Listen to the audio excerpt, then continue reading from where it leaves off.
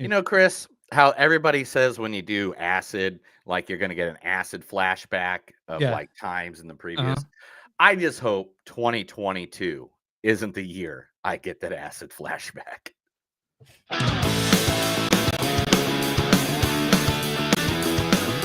It's a show by Chris and Neil with all great movies. They are the real deal. We watch them all, so you don't have to. It's movies that don't suck and some that do. Ladies and gentlemen, boys and girls, listeners of all ages, it's another episode of Movies Don't Suck. My name is Neil, Now I'm Chris. and today we are doing the best and the worst of 2022. The We hotly reviewed. hotly Go ahead. anticipated episode because I gotta be honest, I think out of our episodes, this one's downloaded the most. So the end of the year lists. Really? Yeah. Wow. I didn't know Yeah. we were that important. Well, we review all the movies we've seen. We tell you what is the best of the best. Chris and I have seen over 100 movies this year. Yeah, We're we going have. to tell you the best, the worst. We've seen horror movies, action movies. We've seen DC movies that don't matter, Marvel movies that people wish this didn't exist. We saw movies that a lot of people said nope to, and sequels to horror movies that we wish studios would have said nope to. We got old TV shows that were reborn, like I Love Lucy, and for some reason, The Munsters. The cinematic world gave birth to the weird detective figuring out everything when no one else could even figure it out Yeah. category. Uh-huh. And we got so many sequels that, and I mean just so many sequels that should have came out decades ago. One sequel 13 years later, another one 36 years later, and we even watched a movie that was 39 years later of a sequel. We got, which gives us the answer that there is no time limit to a good cash grab. We got biographies on the biggest names of Elvis, Marilyn Monroe, and of course, Weird Al Yankovic. Of course, yeah. and now we figured out that Black Panther has a brother and his name's Black Adam. You know, like twice this year, we saw Pinocchio's thingy grow. And we Twice. got twice. Yeah. And we got prequels that were sequels, but they were prequels because they came before the movie that was last before the movies. So Yeah. they're sequels to the prequels of the prequels of the sequels of the sequels of the prequels. Yeah, absolutely. Yeah. Saw that. So Chris, tell everybody where they can find us. You can find us online, moviesdon'tsuck.net. We're on Facebook at facebook.com/moviesdon'tsuck podcast. We're on Twitter, NTS Podcast. We're on Instagram, NTS Podcast. Go to bonfire.com/moviesdon'tsuck. You'll find merch, like our shirts and stuff that Neil made. Go to patreon.com/moviesdon'tsuck. Yeah. And where you find podcasts, you can find Movies Don't Suck and some that do. Talking about our podcast, so we are actually talking about joining up with one of the great people that we've met over the couple of years that we've been doing this. What, 4 years have been doing this? Oh my gosh! I mean, I think it could be longer. I have no clue. It's like a drunken day at Woodstock. I just don't remember all of it. But anyway, so one of the great guys that we have met in the past years, Mark, he's going to be jumping in here with us and doing the best and the worst of 2022 with us. Now, Mark is a representative of W2Mnet.com. Now, let me show this to you guys so everybody at home sees what this is. Now, this is a website that has literally all you want in podcasting. It has movies, wrestling, UFC. I've been on the wrestling podcast a few times. I can't remember all the ones. I remember WrestleMania one. I know we did an AEW one, but they have just literally everything from games, entertainment, football, wrestling. All you have to do is go to W2Mnet.com. Again, that's W2Mnet.com. And bringing up on us today, our good friend, all the way from another part in the world, it is Mark, everybody. Hey, Mark. Hey, here I am from parts unknown. Otherwise known as Florida. Are there Florida men walking about right around you? I don't know if I told you guys, but I am a mental health professional in a correctional institution here in Florida. So I am surrounded by Florida men. so many naked Florida men. Way too many. I was in Louisiana for Christmas, and I saw Louisiana men, which are kind of close to Florida men. I mean, I don't know how many times I got told, "Thank you for coming to the swamp," or "Oh, now." And Are you on TikTok at all? no, not really. I try. But There's a guy on I'm TikTok old. named. Well, I'm on the TikTok with the hippity hop, and there's a comedian who's from I think Florida, Ben Bernard. Thank you. And and his gimmick on TikTok is he's the states guy. So it's him playing versions of like a state. So there's like he plays Florida, he plays Georgia, when he plays the Louisiana guy, it's hysterical. First of all, he does this really great accent, but like the Florida guy talking to the Louisiana guy, it's like Waldorf and Statler. It's fantastic. Oh my gosh. Oh my gosh. That is hilarious. So how was your holiday season, Mark? My holiday season was good. I adopted a family. I am now parenting 6 people, 3 adults, 3 children. So that's fun. I'm fostering a family because I walk with Jesus. Okay. I'm practically a paladin. You're the missing disciple. That is correct. Yes, I was there at the Last Supper. I had soup. And you got the check early, so you weren't part of any of the end. Yeah. I was just like separate checks, lady. Yeah. I gotta go home. I got things to do. Yeah, I missed All the right, portrait. guys. So here it is, the end of 2022. We're now in 2023. We got to review everything that we did this past year, everything we looked at, everything we did. We're going to give the top 10 best movies of the year, 5 honorable mentions, 5 honorable mentions when we get there, and 5 worst movies that we saw all year long. Oh, now, I have so many more than 5.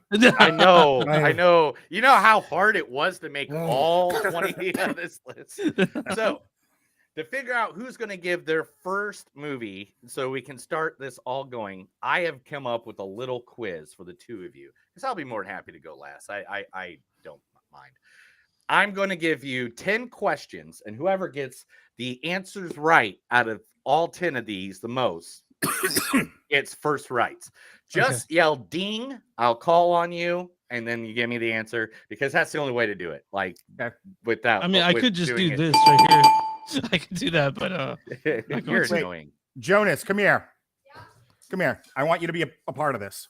I feel like something just happened. Come around here. Come around. All right, Chris. Just remember what button to hit, Chris. Okay. When I want to answer a question, I'm gonna give you a squeeze. I want you to yell ding. Got it? You're my ding. You're my bell. All right. So I thought I'd make the first question easy to start off easy. Are you ready? What is the top grossing movie at the box office of 2022?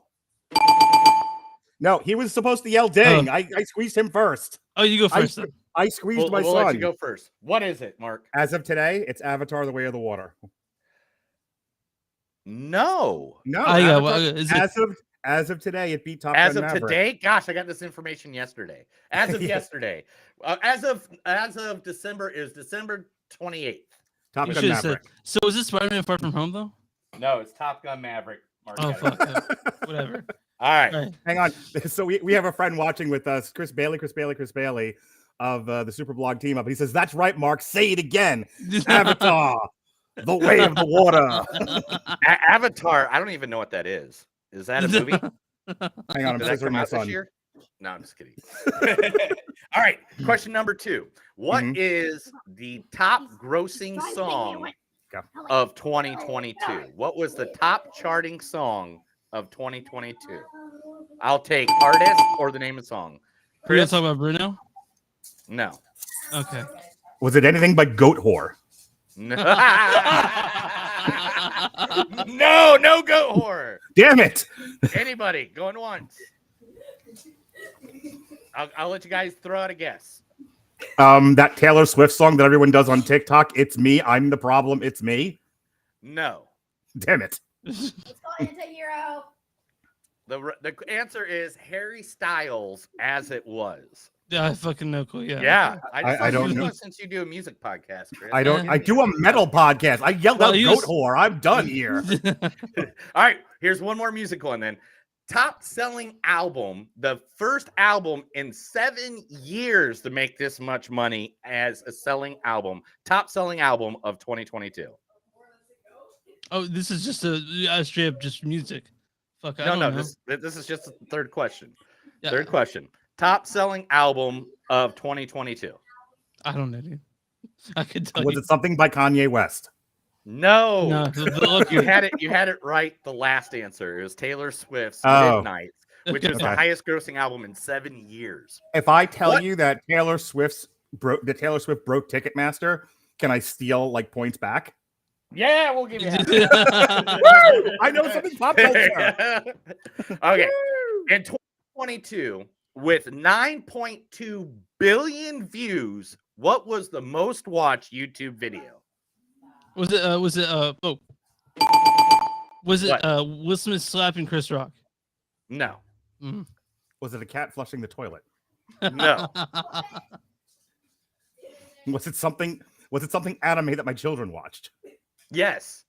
It was something Oh. children watched 9.2 Dude, billion times. man, You all know it. You all know it. You're just not saying it. is it a song? It's baby shark, Shark. shark. Oh baby my shark, God. Shark. I almost All right. said okay. I almost thought about saying it, but yeah, I did not. All right. Number 5, the most streamed TV show of 2022 was. House of the Dragon. That is incorrect. That is number Damn 5. Yellowstone. That is not correct. That is not a streaming show. That is. You're going to tell us.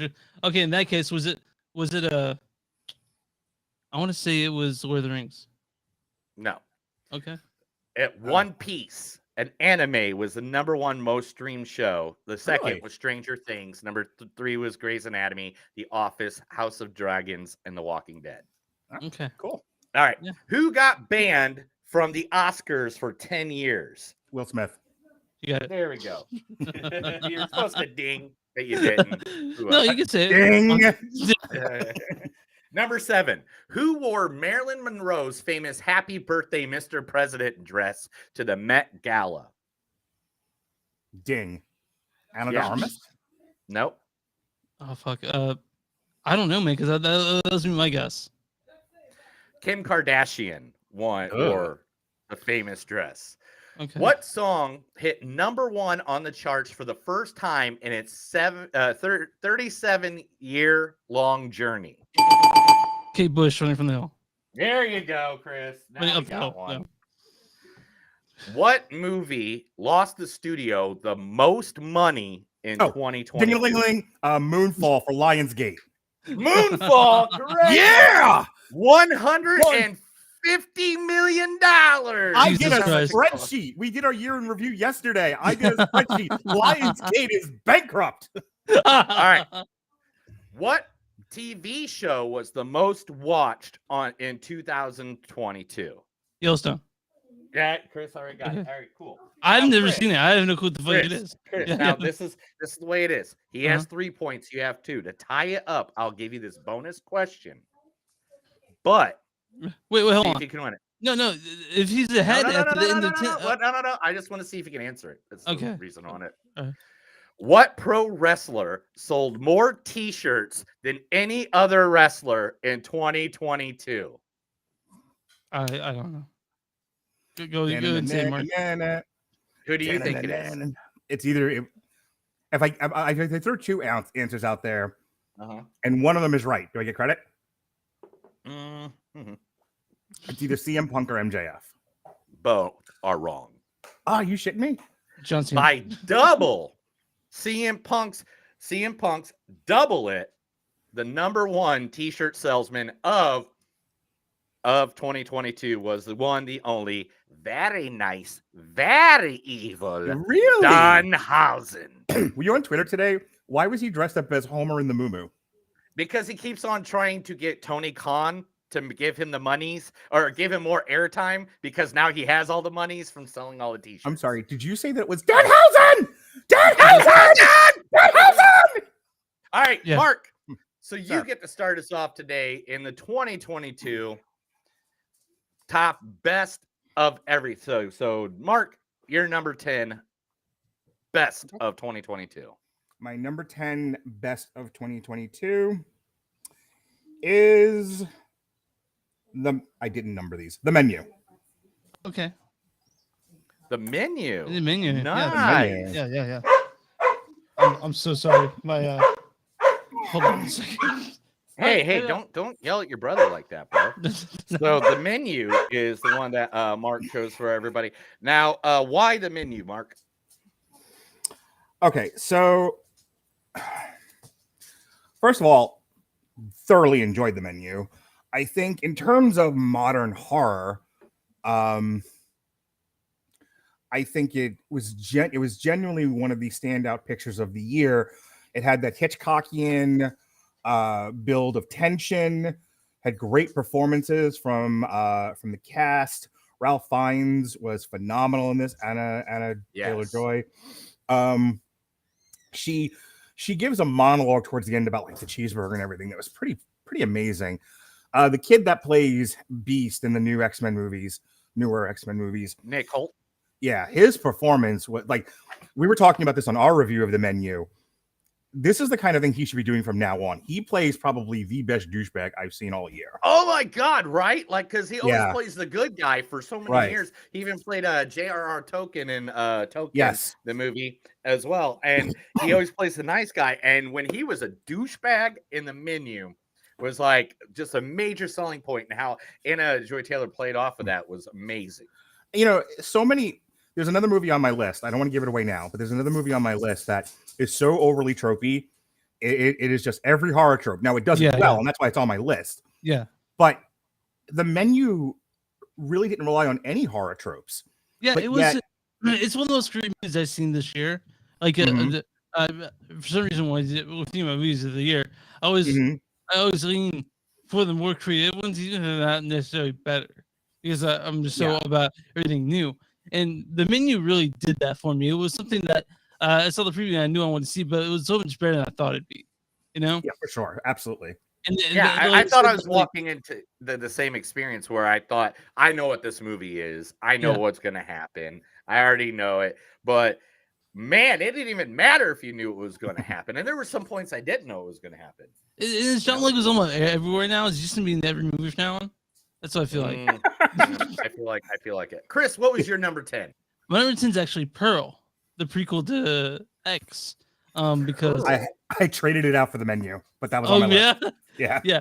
So you know, if you guys seen X, I mean, it's so much different. It's a prequel to X, but it's so different. It's like watching a fairy tale. How Nightmare. great is Mia Goth? Mia Goth dude, is so good. That monologue she's at the end made the movie Yes! for me. It's Yeah. probably it's the best scene for a movie this year I've seen. Yeah. But Pearl also, like, I fucking enjoyed it, and then we'll talk about more about the prequel or the first one later. But Pearl was something I've been dying to see ever since I saw the ending of X, and I wasn't disappointed. Having Mia Goth there, man, she's so fucking good. Let's for 5 seconds, slight spoiler, I guess. The credits scene where the credits are rolling, and she's just like, Oh my God. That like one take, like by the end of it, she had to have punched the director when it was over. When he finally yelled cut, she just went over and kicked him squat in the nuts. Take that, Ty West. Yes. all right. So my number 10 pick for the year was kind of cool because we're all going horror theme on this, it seems. My favorite was Crimes of the Future. Really? I didn't know you liked it that much, dude. No, I really liked it. I told you I did. Yeah. My thing is, again, rewatchability is one of the things with me, and it is one of those creepy, eerie movies that when I went back and rewatched it several times after it came out of the theater and I actually had time to digest it more, it's kind of like, to me, like a gothic, like just futuristic world that could probably actually happen. Like, it's actually more realistic than most things that we see that are in the future. You know, even Back to the Future had like flying cars, and that's not ever going to happen. It is better. It is better related to Cronenberg. You know, like that's the one that I've really paid attention to, because this is a little earlier stuff. I mean, like the last couple of years, the last movie did for us wasn't so good. But Crimes of the Future was really fucked up and cool to me. Yeah, but it didn't make and my that's the list. thing. It was really fucked up, and I like movies that that stay with you. Like I love like Seven and 12 Monkeys and like stuff like that. And this just fits right. Like I've literally fallen asleep to this movie like 3 or 4 times probably in the last couple of months, which is really weird about me and says about weird things that goes on in my bedroom. It's a rousing endorsement. This movie put me right to sleep. It's great. Well, it has a good soundtrack. Like Crow is another movie I fall asleep to Oh my because it has god, a The great Crow is soundtrack. fantastic. Yeah. The I- soundtrack I- to it. My Yeah. god, I think you guys are around my age. I think I think you guys are in your 40s. Like, was the Crow like not the soundtrack to our youth? Mm. My entire I grew my hair long. I think I played the Crow like 10 times at different So- costume parties.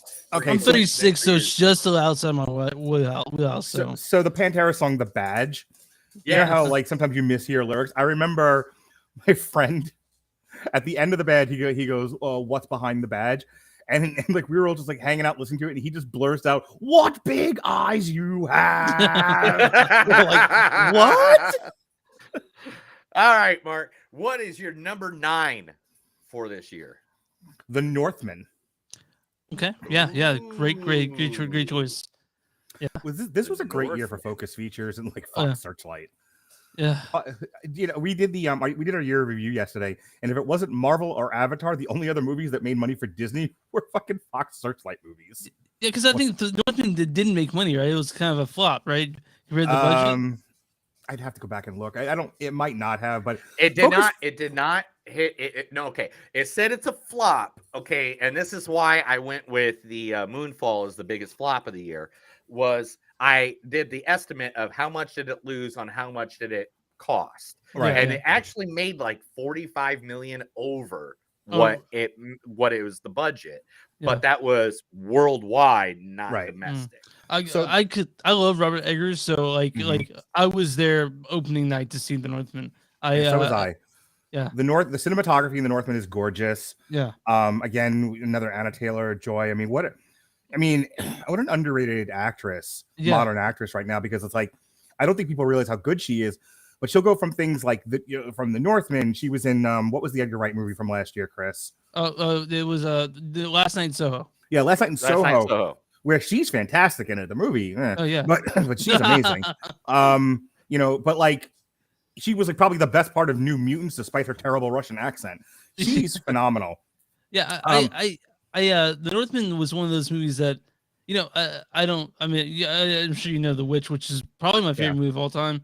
And then of Mhm. He course, has a tattooed on his arm. yeah, they got the He's for got real? Black Phillip tattooed. I don't know if you can really see. There you go. There you go. He's got Black Phillip tattooed on his arm. and of course Had I a love the professional guy Lighthouse. at a tattoo convention do it. He paid like a house payment for it. It was like 400, I think. But so yeah, like after seeing The Witch and then the Lighthouse, I was excited to see him have a giant budget. Like Northman was right in my alley. I couldn't wait. I was super stoked on it. For a prestige indie-ish, because Focus is Universal. Uh-huh. I thought it was phenomenal, phenomenally acted, costumes, soundtrack. Mhm. It's on my top 10 because it's one of the more perfect movies of the year. Like we spent a good 3 hours on our podcast. Like we typically go 2.5, depending on what we're doing. Sometimes a Yeah. little less. This was one where it was like the full 3 hours by the time we were done with every segment, because we were gushing so much about every element of the craft here. And it's still number 9 on my list. Yeah. Like it really is phenomenal. I don't know what is in the DNA of the Skarsgårds, but man, way to go them. Title on 'em. Put a title on them, make them wrestle John Cena instead of Logan Paul. I know, right? The Skarsgård versus the Bloodline. How about There that? you go. You the one, no, we the one, motherfucker. All right. Alexander Skarsgård has been one of my favorite actors ever since I met him as Eric in True Blood. Somewhere I have a bottle of True Blood somewhere. But I literally still have the bottle of True Blood from the show. Anyway, I agree with you. Northman is one of the top movies of the year. I did not put it anywhere in my top 10, but man, What the fuck, dude? it, Really? it was there. It was there for a while. It was there Why for do a you while. hate? Why do you hate art? Yeah. What do you? I agree, Mark. Chris, What do you? what is your number 9? My number Hey, 9 hey, is- Neil, do you remember what a douchebag I am? I know, I love it. Number 9 was something that I had no clue I had to even like, but I ended up loving. Vengeance. Number 9 is Vengeance. BJ Novak, written, directed, and I. You know what? fucking- I had a very good ekening that you were going to put this on your list. I did so much. I literally, if you don't know this, Mark, I actually made a file of all the posters I thought you guys were going to choose, just so I could pop them up the whole time. And Vengeance is right there. Real quick, so, did I tell you last year when I came on your show, my friend Chris Bailey, who I may or may not still be watching, Chris Bailey. that's There's a the couple very people watching, same. so he saw my top 10 that I did for your guys' show and was like, "This is the list of somebody who has no friends." And I'm wondering, and I'm just wondering when you're like, what would Rattledge pick for his movies? It's like, let me think about a loser who's way too into film, and, like, and then grab those that way. So Chris Vengeance Bailey, what a was mean one of those guy. movies that Mhm. Vengeance was one of those movies I didn't know I'd like, and I almost was sure I didn't, but it snuck up on me and ended up loving it by the end. And I'm not a big fan of Ashton Kutcher, but his role in this probably made the movie for me. And it's man, I think the only reason you like Vengeance, and I'm just going to throw this out Yeah. is one, it takes part in Texas, and they Yeah. have the line that if there's the option, it's Whataburger. Yeah, Because yeah. Chris was here in Tulsa recently, and literally I was like, "Where do you want to go eat?" And he's like, "Whataburger." I go, "Look, dude, you can grab Whataburger on the way out. Yeah. All right, we Yeah. got actually good restaurants here." yeah, I spent my grew up in Texas, so Whataburger is a part of my DNA. But they're building a couple here, so one to actually live close. So I want to come and then All right. south to see the play. So for my number 9, Uh-huh. Chris, you're gonna have to help me because you Yeah. know I mess up the words a lot. Sure. And it's not funny. It's a Can I brain guess it? thing I Can I got guess it? from a accident from years ago where Yeah, I got my you. skull. You got me? Yeah. All right. Is it the Umbrella William Massive Talent? Oh, the Banshees of Inisherin. Okay. All right. The Banshees of Inisherin, like to me, was that's why I said of Ed Sheeran. The Banshees of Ed Sheeran were like literally one of the best movies of the entire year. Watching people in early 1900s go through an emotional separation of friendship, which grown men don't know how to do that. Like even today, grown men don't have that emotional training to go through of everything that goes through. And then the craziness that happens, that unfolds throughout that movie. At first, when I watched it, I was like, man, this is artsy as fuck. This is totally a Chris movie. This is not my movie. You know, I have watched it probably 9 times since then, and we only watched it like what, a month ago, 2 months ago. So Like- the thing, Martin McDonagh is now my favorite European director, like without a doubt. Like with this, like you did in Bruges, you did 3 Billboards, but with this one, it seems more personal and it's fucking fantastic. I love this movie. It's shot on- beautifully. Brendan Gleeson and Colin Farrell, they have so much history. Go to the Like, federal. yeah, I was it's gonna say it's on the short list for Best Picture. Like, Oh, I Yeah, think and it should be. And it should be. Yeah. There's this Sorry. great, if you haven't got the chance, Variety does this thing where it's actor to actor, where they sit down and talk one actor to another. And there's a great one with Jamie Lee Curtis and Colin Farrell, and them sitting there just talking about their different roles of all of film and like how much they're in love with each other's work and stuff like that. And to be honest, it was like the best hands down interview I think I've seen, like with Colin Farrell and like him getting and how emotional it was to actually do that movie. So man, I loved it. Mark, number 8. All right, a little less artsy fartsy. Bullet Train. oh, Bullet Train. Yeah, that's a good one. What's Bullet Train? Come on, Steve. Seriously? No, he's not. He's not really talked about Bullet it. No, Bullet Train was what would you love so much about Bullet Wrong Train? one. So, like I said, almost every movie that I picked on my list, I thought was close to perfect. And Mhm. Bullet Train came out at the end of the summer, and the summer was so bad. There Yeah. were so many misses, so many wild swings. I didn't even touch the ball. Doctor Strange. Well, or Love and Thunder. you're not gonna like the rest of my picks. Lightyear. Anyway, Yeah. so, Okay. so Bullet Train. So one of the things we talk about on Damn You Hollywood, our Tuesday podcast, where we review new movies, is is that there's, because of the over reliance on known IP, you don't get a lot of pure, you don't get a lot of like pure movies anymore. You know, just, like, 100%. I'm with you. On Yeah. That, Yeah. So and there's almost no fun to be had at the movies. Like when we were kids, like if you remember, again, you're like 12, Chris, but you know, Neil and I, when we were kids in the Stranger World 80s, you know, you would go to the movies and there would be everything from, you know, your artsy fartsy to your mid pictures to your blockbusters. Yeah, there was an array of things, and you know, the in 2 weeks there's going to be a movie with Gerard Butler coming out and the guy that played Luke Cage called Plane, and one of the reasons why we're talking about it is it's one of those just mid-tier pure action movies. And so back to Bullet Train. Bullet Train was stylized. It had a brilliant color palette. It moved at a great pace. So many movies this year overstayed their welcome in terms of like pacing and just the absolute length of the movie. Black Panther. Avatar. Oh my god! If I have to watch another 3-hour movie that didn't need to be 3 hours, I make Like it a Avatar. felony. Yeah, Avatar is like the worst. So many. Avatar. There's a Oh lot. my god. I wish I had worst movie that I was made to watch for more than 3 hours. Avatar. There's easily 10 of those. I want the 3 hours back I spent. Well, I don't want to give it away, but I want the 3 hours back I wasted on Blonde. Oh my point- gosh, why didn't I put that somewhere? Okay. But my point is, like, Bullet Train, the reason why I put it so high and I have such esteem for it is it's just really pure, really stylized, really fast-paced action movies that's incredibly well acted. The dialogue is crisp. I mean, a lot of care and effort went into this. And I feel like because of the way the movie industry is now and, you know, everything after the pandemic and all of that, we're not as trained as we used to be to go to the theater and just watch a fun movie that is competently made.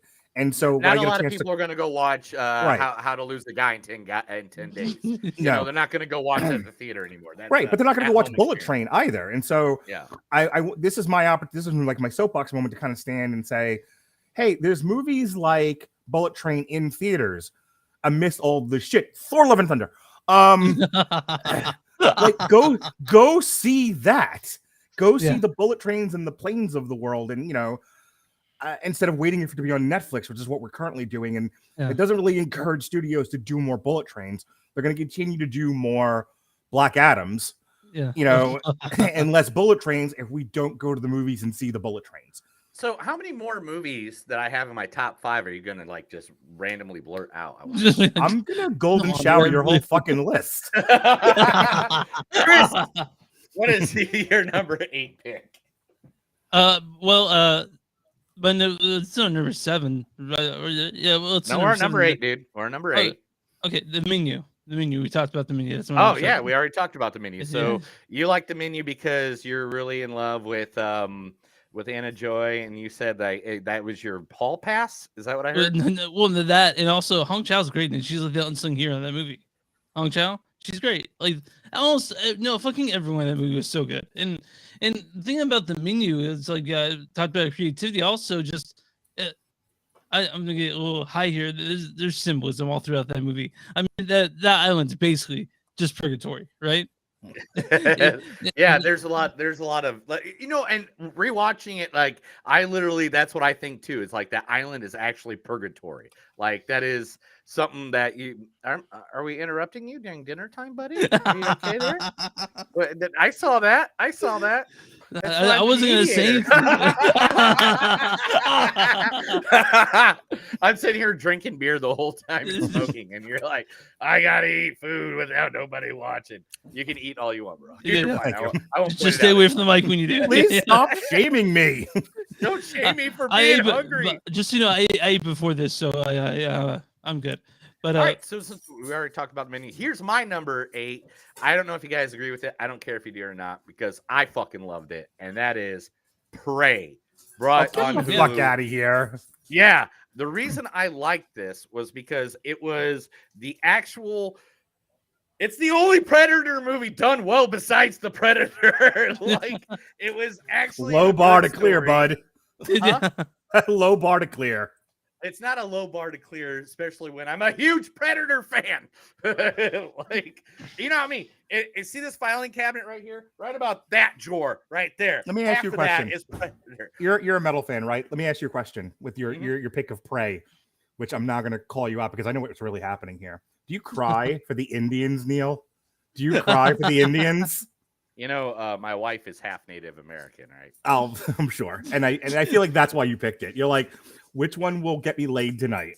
The Indian No, movie. I actually picked it because, to be honest, because I really love that they did the whole we don't get to see the bad guy until the end. Like they really played it out. They made it the characters I thought were really good going back and forth. And to be honest, it's one of the most rewatched movies I've watched. And again, You- rewatchability is my You picked number it. one thing.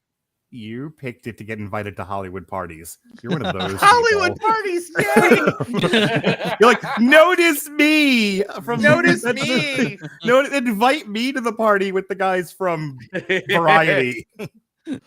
Oh gosh! All right. That's why I only come on once a See, year. Chris Bailey agrees with me. Chris Bailey. Chris and Bailey I- has the taste of a toddler.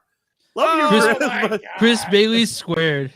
Chris Bailey will tell you all about the GoBots. You can't go by him. Oh man, when Drax beat up the GoBot in Holiday, that was, the greatest quality. thing ever. All right, Guardians of the Galaxy Holiday special. Anyway, have you seen that? I have. That's Oh right. my God, it's only 45 minutes. I mean, I think I've watched it like 5 times because I was like, "Oh, people, you got to watch this! It's the best new Christmas song." We watched it Okay. twice. One of the adults that I adopted made me watch it with just her, and then we laughed so hard at it we made the whole family watch. Yeah, it's Mhm. great. It's great. It's like I know a lot of people are like more Star Wars. I'm like, I love the Mantis Drax duo. That Oh was- yeah, Oh Yeah, yeah, it was dude, it was perfect. great. That you ate all their Zarg nuts? Nobody cares that I ate the Zarg nuts. Anyway, Mark, number 7. Top Gun Maverick. Mhm. Top Gun what? Maverick. Top Gun number 7. Top Gun Maverick. Top Gun Maverick. Did I even put that on here? I did not. Put that. I did not put that. On my This is poster. my toxic male pick of the year. Okay. This is the one that brought the men back to the theaters, and those men brought their sons, Yeah, it- and they sprayed testosterone all over that theater, and that testosterone brought everyone back to the theaters.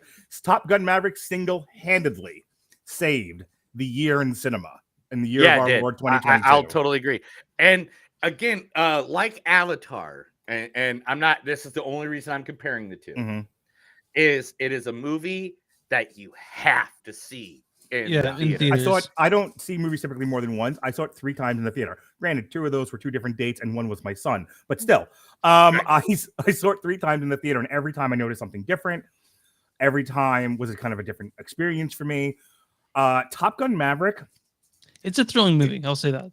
Yeah, and I then mean- Miles Teller in it was amazing, and like playing Goose's son, Mhm. and like Hey, spoiler. I'm joking. In many ways, it's perfect. I mean, there's not a lot craft wise that's wrong with it.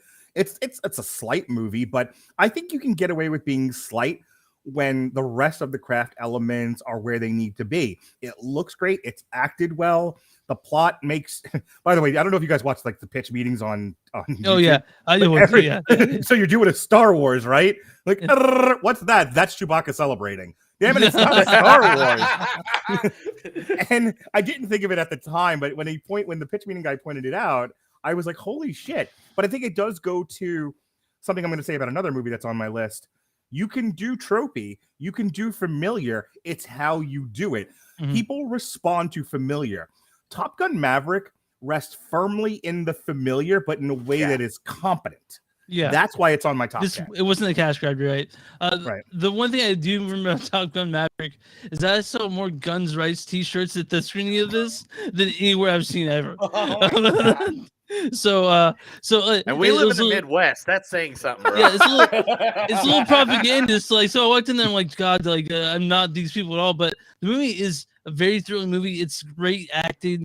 The action of it, I mean, it's better than action wise than the original Top Gun when it comes to that. And Jennifer Like, Connelly is like a million years old, and she's so fucking hot. So still. fucking hot, dude. Jesus oh my Christ. God. Yeah, yeah, Woo!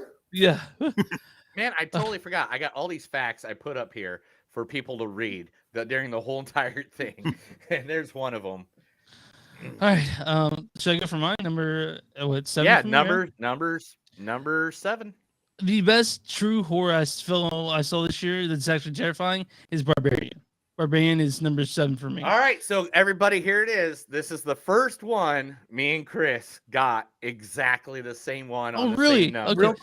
Real quick. So far, you guys have picked all shit I haven't seen, and now I feel like the dumb one. Okay, so Barbarian, when you see it, like before you know anything, you think it's like some fucking shitty medieval like film. No, this takes place in modern day Detroit, and it is a fucking terrifying Yeah. movie. So I'm from Northern Indiana. I've gone through modern day Detroit many times in my teenage years, going to Canada because you used to be able to drink up there when you're 18. So like I used to drive up through Detroit, and we're talking, they literally had potholes the size of your car that you would have to drive on the sidewalk. There was packs of wild dogs that go through neighborhoods like mauling people. I'm not kidding. Mad Max times? Where were you? Yeah, dude, I'm telling you, there are parts of Detroit that are very post-apocalyptic. Barbarian plays off of that Yeah. Mhm. because of being in this Detroit ghetto. And ghetto is just better of a lack of term. But like literally, it is just like one of the movies that all years long that like literally was just it made me feel feelings inside my soul. So real quick, why is the Weird Al effect up? It's on a rotation, bro. There's nothing I can do about it. I did 25 of them. What do you want? I can only do so much in my life. So one of the things about Barbarian is it's one of those that legitimately shocked me. There's a point in this, I'm not giving it away, but there is a straight twist that happens, and I never saw it coming. It blew my fucking mind, and the way the characters in this, like fucking Bill Skarsgård's in this, he's great. And Justin Long is in it. Like Justin Long plays a major douchebag. Yeah, it's like the biggest douchebag and in the planet. knocks it out of the park. It's one of those movies too that like you really think that it's going one direction and it goes completely a different direction than what you think it's going. Yeah, I can't wait to see this director's next movie. The director is one of the whitest kids you know from I don't remember which one. I should have done the facts on that. But yeah, I fucking love Barbarian. It's my favorite, like, actual true horror film of the year, or something that was actually legitimately terrifying to me. I can't believe we both picked it for number 7. Barbarian! Yeah! Go see it tomorrow. Okay, so Mark, number 6. Oh, that's right. You said Barbarian. Okay, Smile. not on my What? list. Oh, I've been like hinting at it this whole time, and you guys are like, "Oh, that's what you're talking about." Yeah. Yeah, that's okay. Smile was a fantastic horror movie. Smile is everything I said about Top Gun. Double down for Smile. It is all the tropes. It is all the familiar pillars that hold up a good horror movie, but done just differently. That I think it makes it an interesting movie. There were, I think, some might say that they were a little too dependent on jump scares, but I think not all jump scares are created equal, and some movies are too overly reliant on them, and they're dumb, and they're just doing them to do them. And then there's Smile, which I think makes effective use of them and reminds us why we have jump scares in the first place. I think Smile, while familiar, is also a legitimately scary movie, a interesting movie. Now, I talked before about working in correctional institutions as a mental health professional. What I enjoyed about the movie is how it plays with psychology. I like the fact that it plays with mental health, and it really uses it and makes that the focus of the movie. So it's not just gore and it's not just jump scares. There's something going. The movie has a perspective. And I say this all the time on Damn You Hollywood, Tuesdays at 9:00 on the W2M. To all 7 And that- people watching. Thank you. And that is, I don't care what your perspective is as long as you have one. So many movies, it's just a collections of scenes and dialogue, but Mhm. there's no cohesive perspective to it. It's not saying anything. It's just existing for its own sake. Mhm. Smile had a very distinct perspective, whether you agreed with it or not, whether you recognize it or not, and that's why it's in my top 10. Okay. Now, when we did it, when we originally reviewed it, the Mhm. biggest problem with it with me was the fact Mhm. that it didn't give me back history of why that was what was happening. and They then gave me, there's like, a there's little- the, they there's gave the me a aspect little- that maybe a you little didn't this, need it. But now that you're giving me your perspective on it, Mhm. it actually opened up my eyes to it. Now I Mhm. want to go rewatch it and have that information in my head. Yeah, that Mark, you you have did, you did, you bestowed did on us. yeah, your view on it is actually really interesting, and it does make me look back on it more favorably. I saw it in theaters. There's one big jump scare that I saw a dude next to me drop all his popcorn for it. I agree. That was worth the price of Hey, admission Chris for beat me. his pants. So I took this girl that I was dating at the time to go Mhm. see Pearl, and at Pearl they had the trailer for Smile, and she was like, "Will you take me to see that next?" And I was like, "Sure." And like a week or two later, I did, and the whole time she was like, "I can't believe you made me see this," which was a sign she was a lunatic. But also, like this is somebody who's telling me how much they're into horror, and she fucking couldn't handle Smile. That's crazy. Really? I was like, I'm not really a horror person. I've had to watch a lot of it just through the course of doing the show, and because I'm surrounded by gore hounds. Yeah. So I watch more I watched more as a podcaster than I have in my entire life. I'm but with I you the same way. thoroughly I mean, I love, Yeah, I thoroughly enjoyed Smile. Like I was into it, man. Okay. Well, Chris, my number 6, number 6. Glass Onion. Way easy. What? Glass Onion. Mhm. All right. So, well, this is just as good as the original Knives Out, which I loved. Glass Onion is just another expertly crafted mystery. I mean, it's just so fucking good. That's all I can say about it. Like, it's fun. It's like you're saying, Mark. You don't find it in theaters anymore. This one's a fun Mhm. movie. It's bright. It's got all these things that I want in a stellar cast. So and the greatest pro wrestler turn actor ever, No Yeah. argument Dave there. Batista. yeah. Like Oh, God, it's so Dave good. Batista, like plays so many different roles. I can't wait to see Knock at Not the the Cabin. cabin though. Yeah, with M. Night Shyamalan. Jim But Wendy, like no, he yeah. always plays so many different roles. Like The Rock, you know what you're gonna see when you go see The Rock. Yeah. Like you get it. John Cena, he's going to comedy. It seems like with especially with Peacemaker and such like that. But Batista, like you would never think if you met Batista, which I have twice, literally, like that he would play I'm the Manhattan's male. I'm the big. Hang on. I've met Batista too. I rolled jujitsu with him. Meh. I had a beer and a shot. Whatever. And you suck his dick too, dude. We Jesus touched our Christ. sweaty we touched our sweaty male bodies together. I win. You're right. We only trade So, fluids. Glass Onion is my number 6. It's just so good. I don't want to talk about it too much because there's so much involved. But Janelle Monáe, Edward fantastic. Norton. Edward Norton. That was like Everyone's one of good in the this, man. And yeah, because he plays a douchebag, which he kind of is right now. So the return like, of Kate Hudson, it who I fit haven't him seen in forever. perfectly.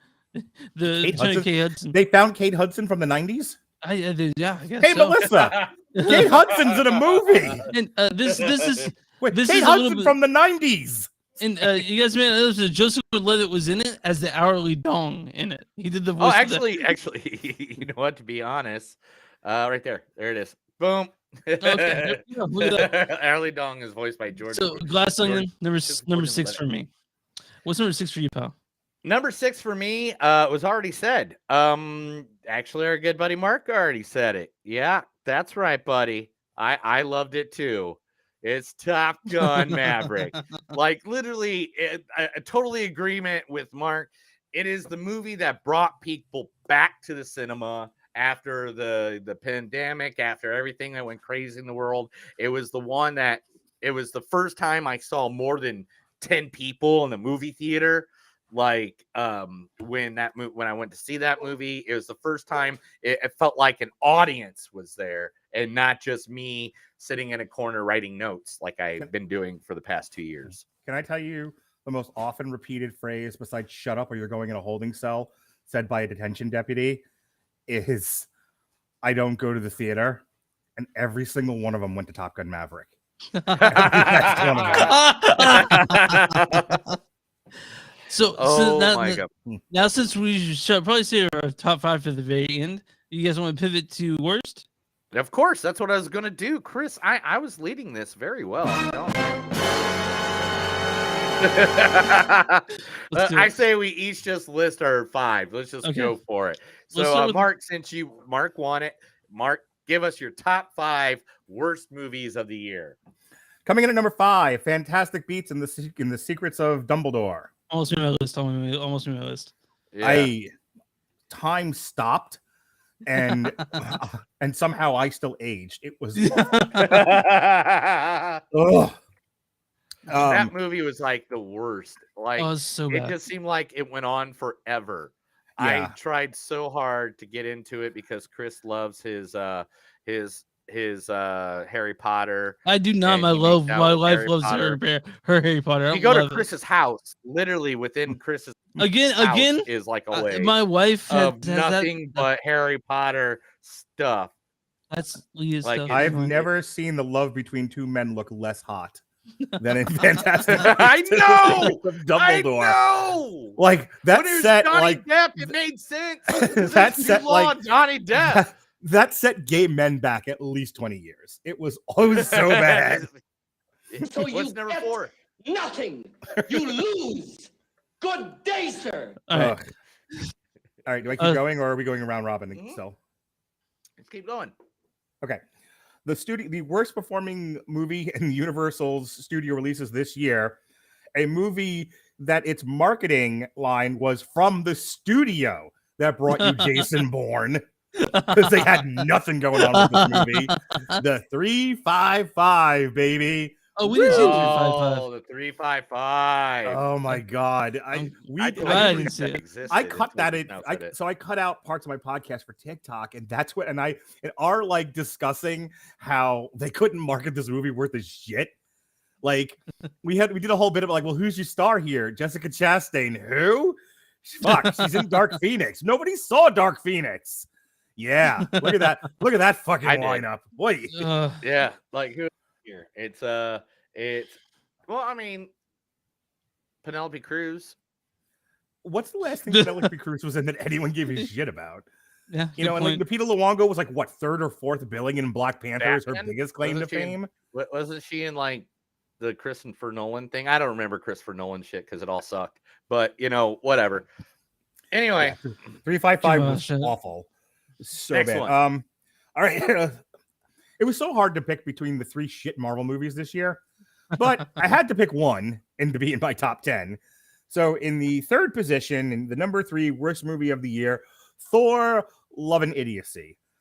Oi, Thor, Love and Thunder, really? I didn't. Oh my I didn't, God, I didn't hate it, but Yeah. it's definitely not. This thing it's was- definitely a middling movie for me. it was fucking trash.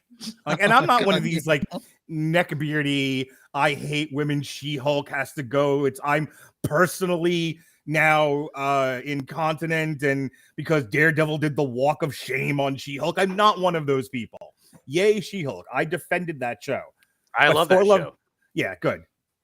People, who aren't like fucking incels should love that show. Thor: Love and Thunder was so bad. Badly acted. Their treatment of the cancer storyline missed the fucking point and the Yeah. tone entirely. I'm with you on that. Of the comic book. 100%. You're right. Yeah. You're 100% correct because I've read the Mighty Thor. I've read the first 35 issues or 30 issues of it. Not to be a downer and not to make this about me, but I am a two-time cancer, two-time Oh, cancer, my Two-time. Yeah, I beat cancer twice. I scissor me, scissor Daddy. me. Scissor me, daddy. Hey, well, just as an aside, I made an entire house of women and children watch a supercut of Anthony Bowen scissoring Billy Gunn and ruin it. Scissor me, bro. Anyway, Chris will explain what that is later. Anyway, Look, I'm not saying that not every dealing with cancer on film has to be American Splendor. Yeah. However, there is a tone, there is a respectful tone at which things should be treated as. If you're going to do the Natalie Portman She-Thor cancer storyline, give it some time, give it some air, give it some appropriate tone, give it some appropriate pacing.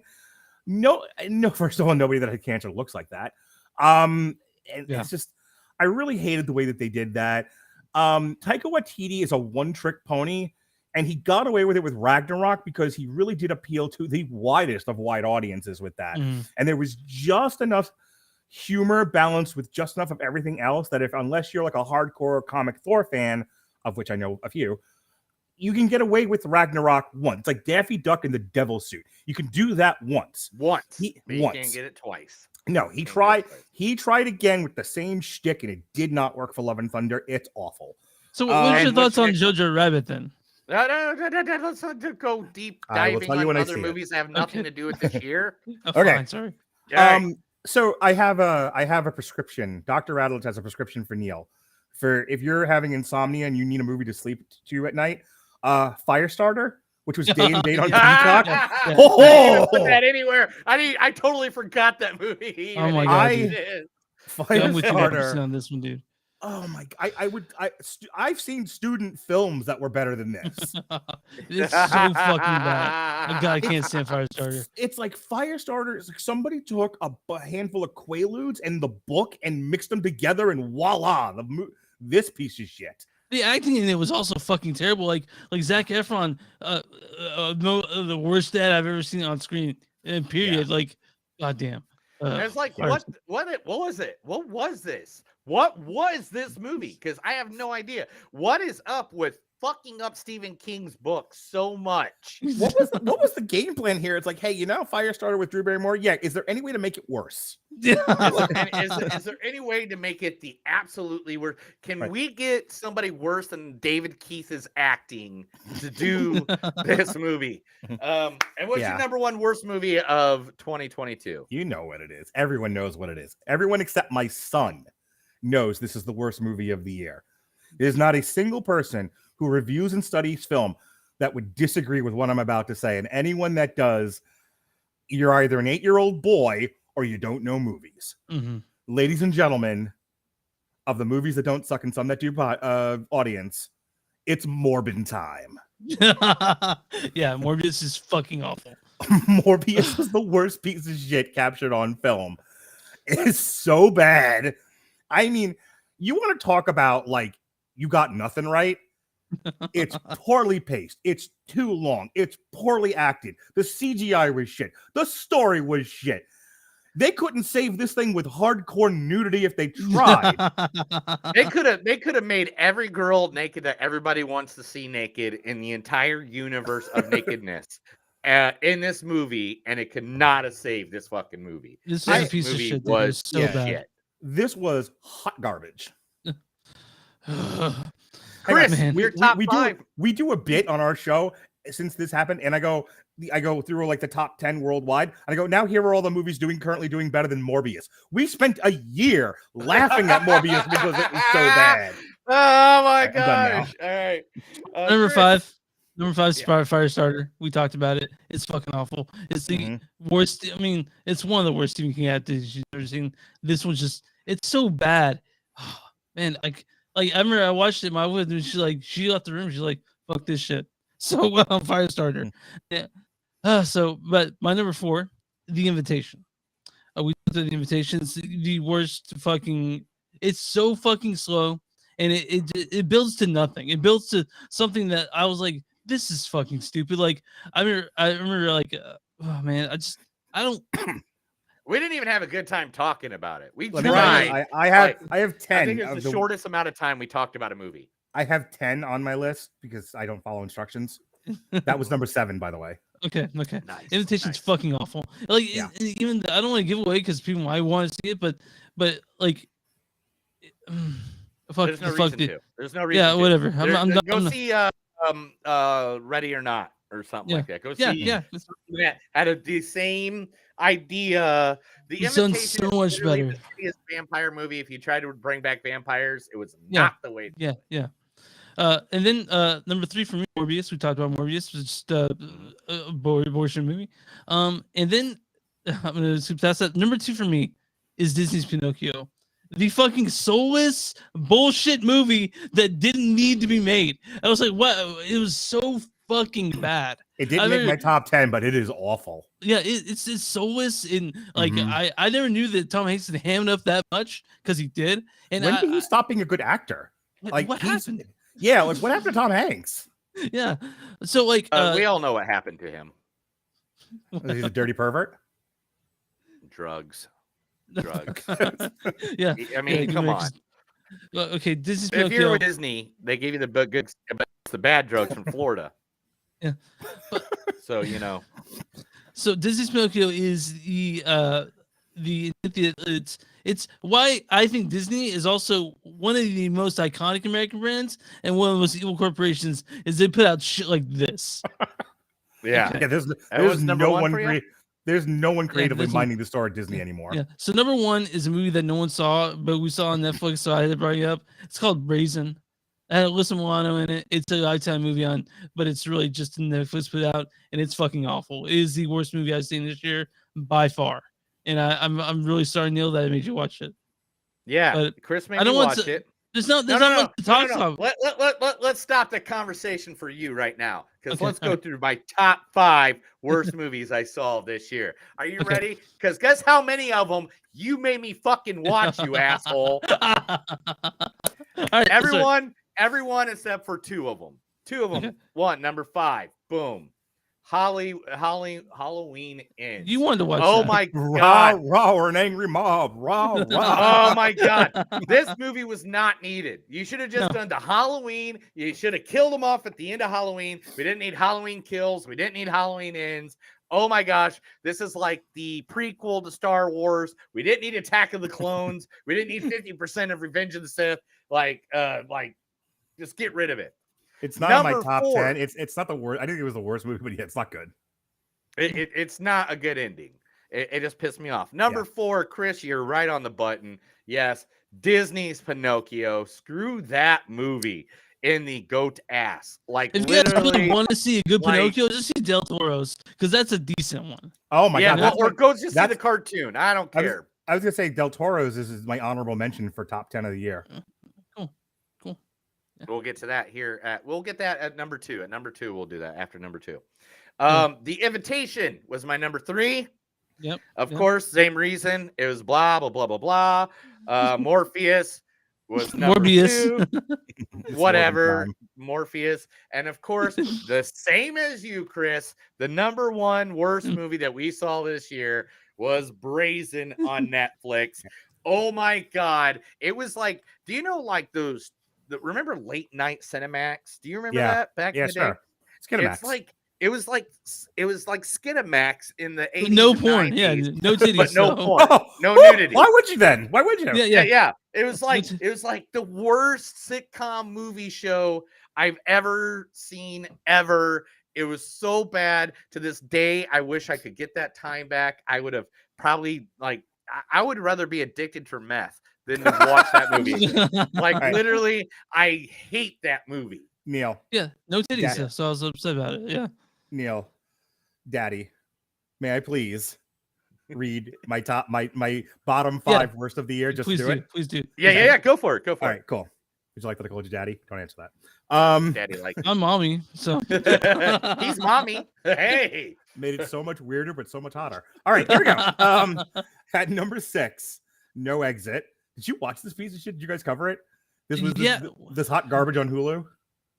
Oh, No Exit. No. Yeah. I'm gonna look it up right now to figure out what Okay. it is because Yeah, we I were think it was one of those movies we talked about but we didn't do. okay. So No Exit from Hulu. You guys already said The Invitation. I'm really surprised one of you guys didn't say Spiderhead, unless you didn't watch it. I didn't. We didn't watch Spiderhead. Oh my god, That- we had been looking forward to it because of Chris Hemsworth and everything, Oh yeah. and since like 2021, and it finally got released. We finally watched it. We were like, "Oof, not worth the wait." This was god awful. yeah. Okay. Oh, you know what? You know Windfall- what? There's other movies that came out that year, that the 2-3 Mhm. weeks that came out, and then Right. we just surpassed it. And then we Okay. heard the bad reviews of it, and we didn't Yeah. go for it. Yeah, We that's were right, like, yeah, "Eh, yeah. fuck Yeah, that." it was not a I good remember it. choice for me to review. Windfall. So I reviewed that. What a show that was. I reviewed that one at the same time that we reviewed Deep Water. And we spent like an hour just talking about polyamory. Like that's my big memory of that fucking review. Because we finally get to Man, I thought you were Windfall, going to we say like, that was your favorite movie of the year because I had it Deep ready. I had Water. it prepared. I Nice. did. I'm Number one. I'm waiting It's like for it. to Deep Water, upload. Top Gun. It's like And the Windfall. worst my number 10, we've already mentioned it, fucking Blonde. Another one I was really looking forward to all year. I could not wait to talk about Blonde.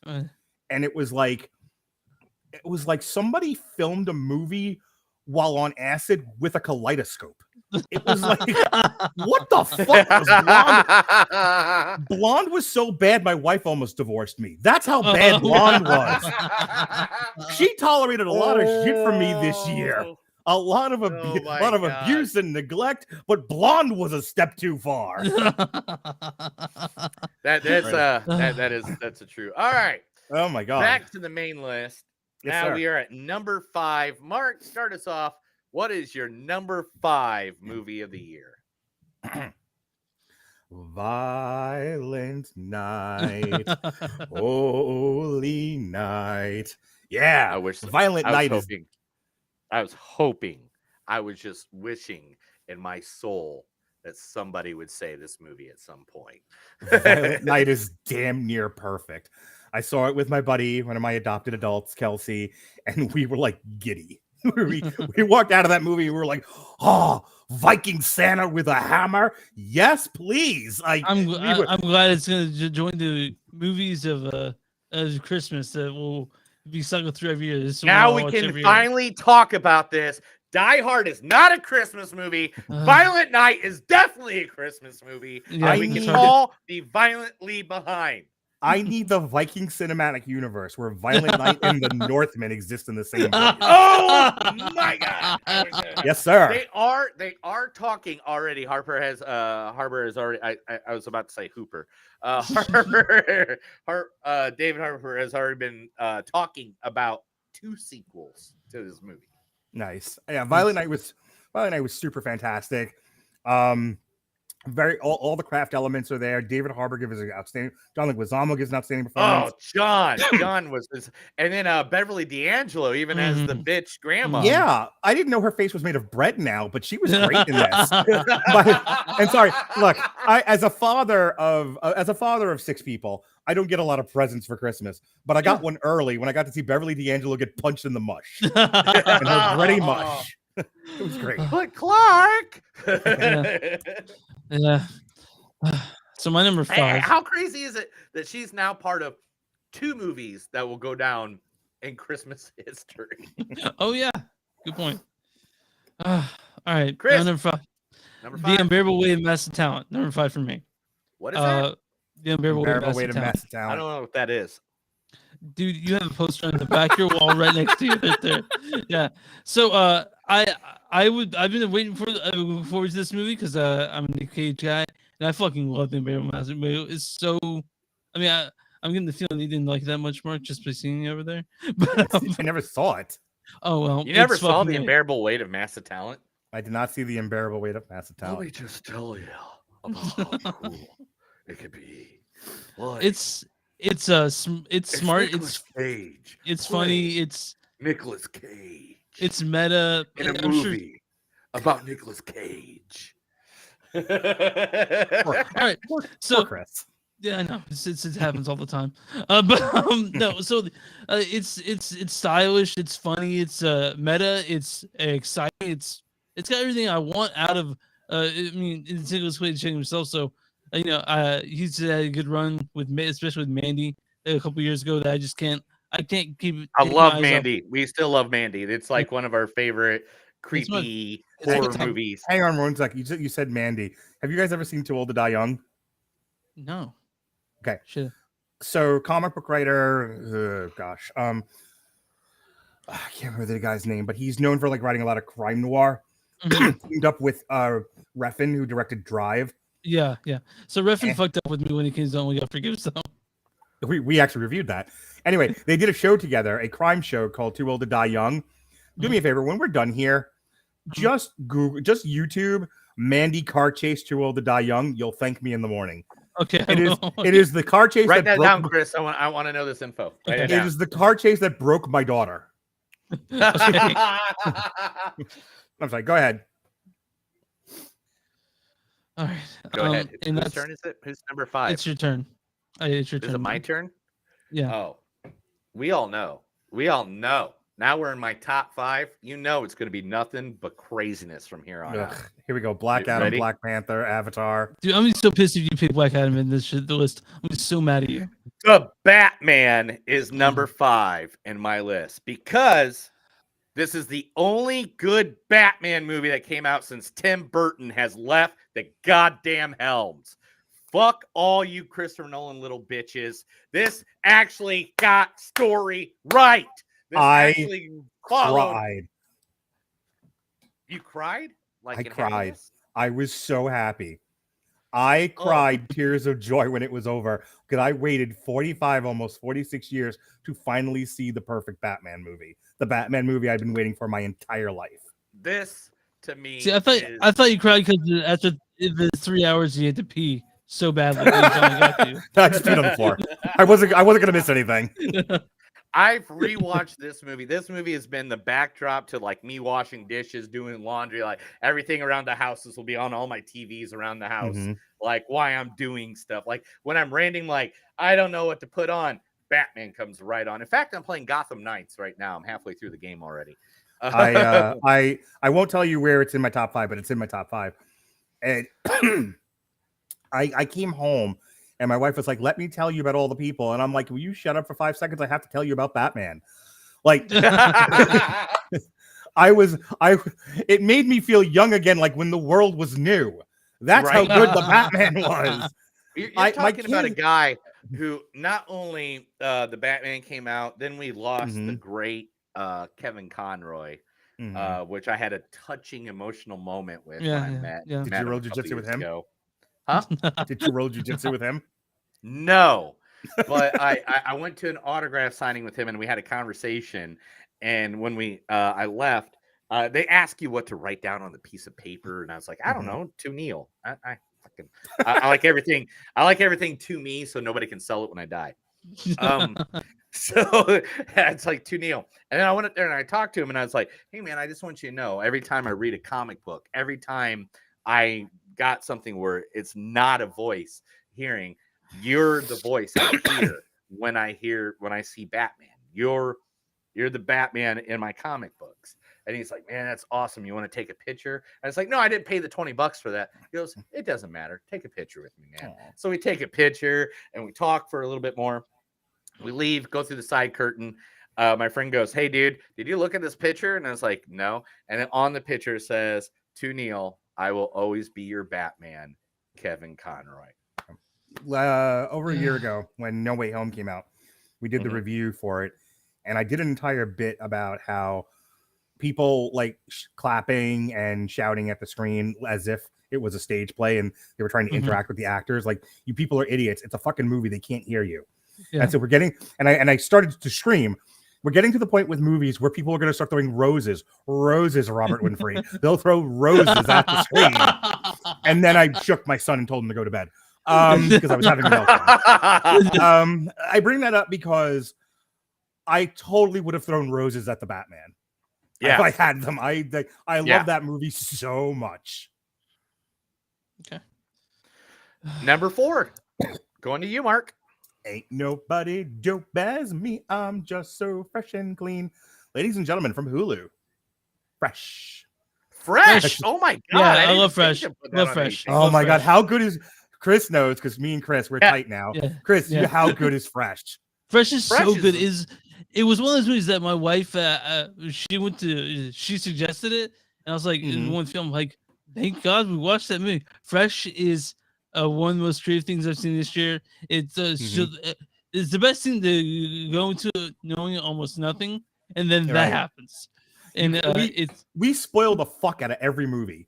I couldn't tell people we were talking about it. And we're like, we don't want to tell you what the big hook is, what the big reveal, because it No. will totally ruin the theater experience for you.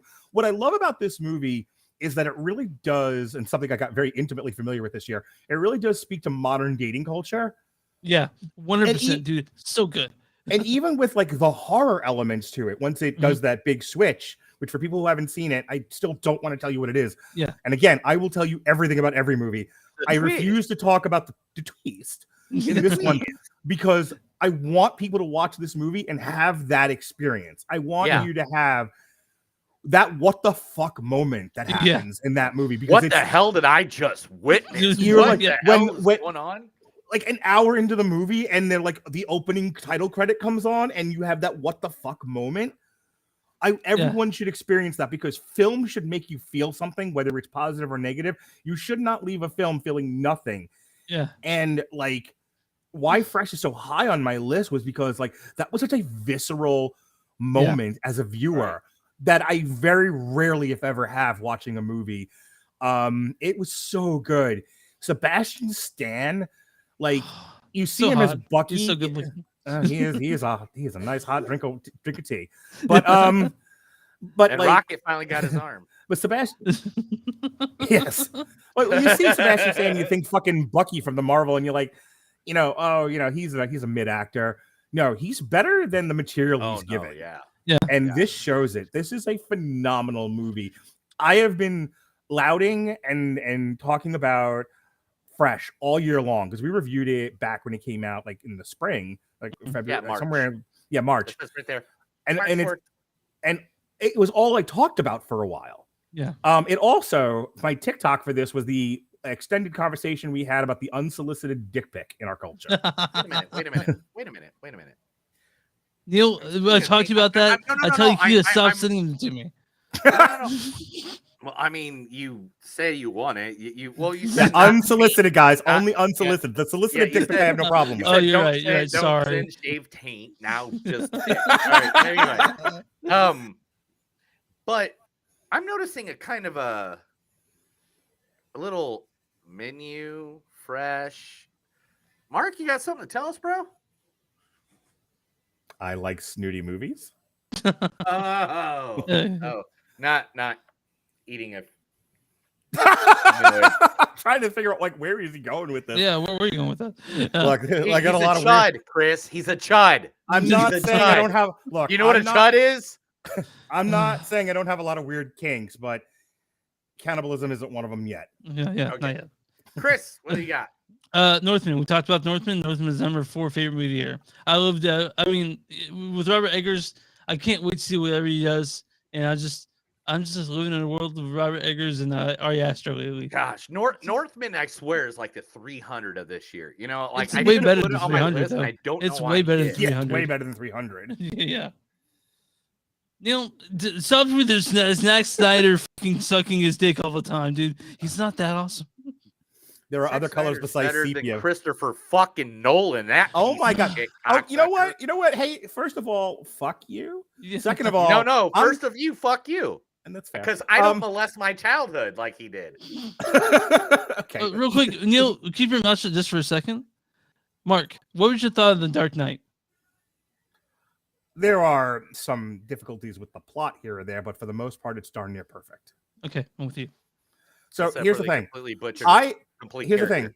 This is Anyway. your show, and I would never just insinuate myself into show. I mean, I asked to come on here one time a year to do this bit with you guys, but I'm coming in fucking NWO style for your Oppenheimer review, and you guys have to promise me something here and now in the year of our Lord, Yeah. 2023. Yeah. That you will do Oppenheimer and Barbie on the same show because they're Oh, coming. yeah, out. Oh, let's I'm do it. doing Oh, yeah, Barbie. yeah, We're yeah. doing Barbie. Okay, I'm That is coming the on that bottom. show then. When Okay, you yeah. guys do Oppenheimer and Barbie, I'm fucking there. Okay, Okay, yeah, You're there, you're we'll there. let you know. You're Okay. lined up right now.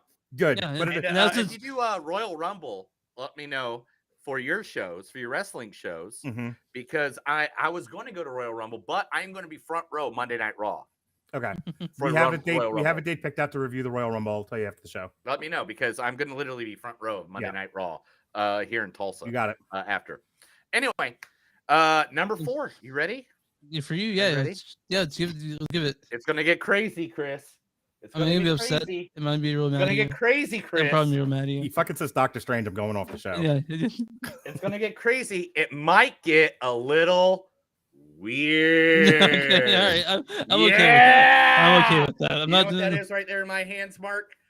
That is Yes. an original print, 1984? 1983. The original print, Weird Al Yankovic vinyl. I am a huge fan of Weird Al Yankovic. Not only am I a huge fan of the movie Weird, but I love a comedy that makes me snort like 5 times when I'm watching it. And like, there's a pool scene that we did you see Weird this year? I did. I watched it with my kids, and I took them Yes. to go see Weird Al live in concert Yeah. Nice. I've seen Weird Al over 20 times or more. twice. Like- I've seen him twice. I love Weird Al. Mhm. But like that pool scene where I'm sitting there and I had people in the room with me and we're all partaking in what you can in Oklahoma, and we're all laughing at literally pointing out not who the people are supposed to be, but who are the people acting like the people that they're supposed Oh, to be like. Elvira. I went to school with Elvira. Oh yeah. That's yeah, that's Lisa Cassandra Margaroli. Pettis- Yep. Yeah, wow. Yeah, Lisa Yeah. Margaroli plays Elvira in the pool scene, and we were buddies in high school. That's awesome. Damn. Yeah. So to me, Weird Al Yankovic, the Weird biopic, if you've not seen it, it is a parody of music biopics, which I love. And then the fact that they literally make fun of everything, like, you know, like even in the interview that he first had with Jimmy Fallon, he's like, hey, you know, the Madonna thing, is that true? And he's like, I've met her for 45 minutes once. You know, like, and you know, the history behind it, it just makes it so much more. I feel like it's the payoff of my entire adult childhood and teenage, because I remember getting Polka Party when I was like 7 years old, you know, the cassette. And so to me, it was like one of my favorite movies of the year. I have watched it. I can't even count how many times I've watched I that. wore out my Weird Al in 3D tape when I was a kid. Oh, you mean Oh come on, no. you mean that? There it is. There it is. So one of the things that I saw was, so my wife was a huge Weird Al fan, giant one, and so when she told me this, she's like, "Where's Weird?" Because spoiler, it's not my list, but it's almost me honorable mentions. But yeah, Weird is it's so funny. You know, it's the last 30 minutes of it make it for me because it also takes a weird left turn that you don't expect. But yeah, Weird's great, and I fucking love. I'm glad it exists, and that ending song in it is the funniest thing I've heard all year when it comes to songs. So Because it's Weird Al, man, and he's Yes. the best man that ever existed. so Mark, what's your number 3? Mark, what's number? Everything, everywhere, all at once. Great point. Great pull. Love the movie. We re-reviewed. So I do a thing. I don't do it that much anymore. We used to do a thing called Triple Feature. We Mhm. would review 3 streaming movies. We did that one when it was PVOD. And we did Father of the Bride on HBO Max, and we did Spiderhead, and it was literally like a fucking downward spiral. So you We were reviewed like- this one first. We spent like 2 hours, and the first hour was just on Everything Everywhere All at Once. So good. Close- So you know, fucking good. As perfect as a movie could be, you know, we don't gush. Like I don't know if you guys have, or if your audience has picked this up about me, but I can be a bit negative. That's And That's usually my job. I'm slightly opinionated. Anyway, What? No way. And we've had, like, my friend Jason's wife, like, was on our Secrets of Dumbledore show, and she was literally like, I don't know why I come on here. You guys hate everything. And that's kind of what Damn You Hollywood is known for, and you might be able to pick that up from the name of the podcast. But so when we gush about something, when we're like just pantsless and spraying the screen with our, you know, with our our love of something, you know, it's a good movie, and we could not have been more complimentary of Everything Everywhere All at Once. It was pretty phenomenal. So the Daniels directed it, and they did Swiss Army Man, which I wasn't the biggest fan of, but I like parts of it. This one is like the number one, the most creative movie I've seen this year, and Yeah. probably the past 4 years. It's How, like something compared to Doctor Strange, like how well does it handle the multiverse thing? dude, it's so good. Everything Everywhere All at Once is an incredible film, and I can't wait to see what the Daniels do next. But I don't know how they're gonna be able to do it, like do it as well as they did. So, but yeah, dude, I thank you. That's so high on your list. Awesome. All right, Chris, what's yours number 3? X. Ty West X. I love this movie. It's I knew it was going to mentioned- be in the top 3. I knew it. He loved that movie. Keep going, but I so have so much to say. Okay, so X to me it's one. You're Mark, when you mentioned Smile earlier. I thought X was the movie you're talking about, all the tropes that it does. It picks up everything good about a horror film, and then it cranks up to 10. There's this creepy old ladies. You see a giant cock in it if you want that, and Sorry, And you that- see, I know and you you're. see I know you're. Wednesday Adams have sex if you want that. Hang on, sorry. That fucking crocodile kill scene is so good. yeah. Or Yes! alligator, whatever it was. Yes! Oh my god, it's so good. So, I mean, Jenna Ortega, Mia Goth, all of it's Mhm. so fucking good. And after that, I'm a big fan of Jenna Ortega. After this, and Mia Goth she came out there, and I don't know if you guys seen this, but Mia Goth used to date Shia LaBeouf. Just throwing out there, Why is Mia Goth not in more movies?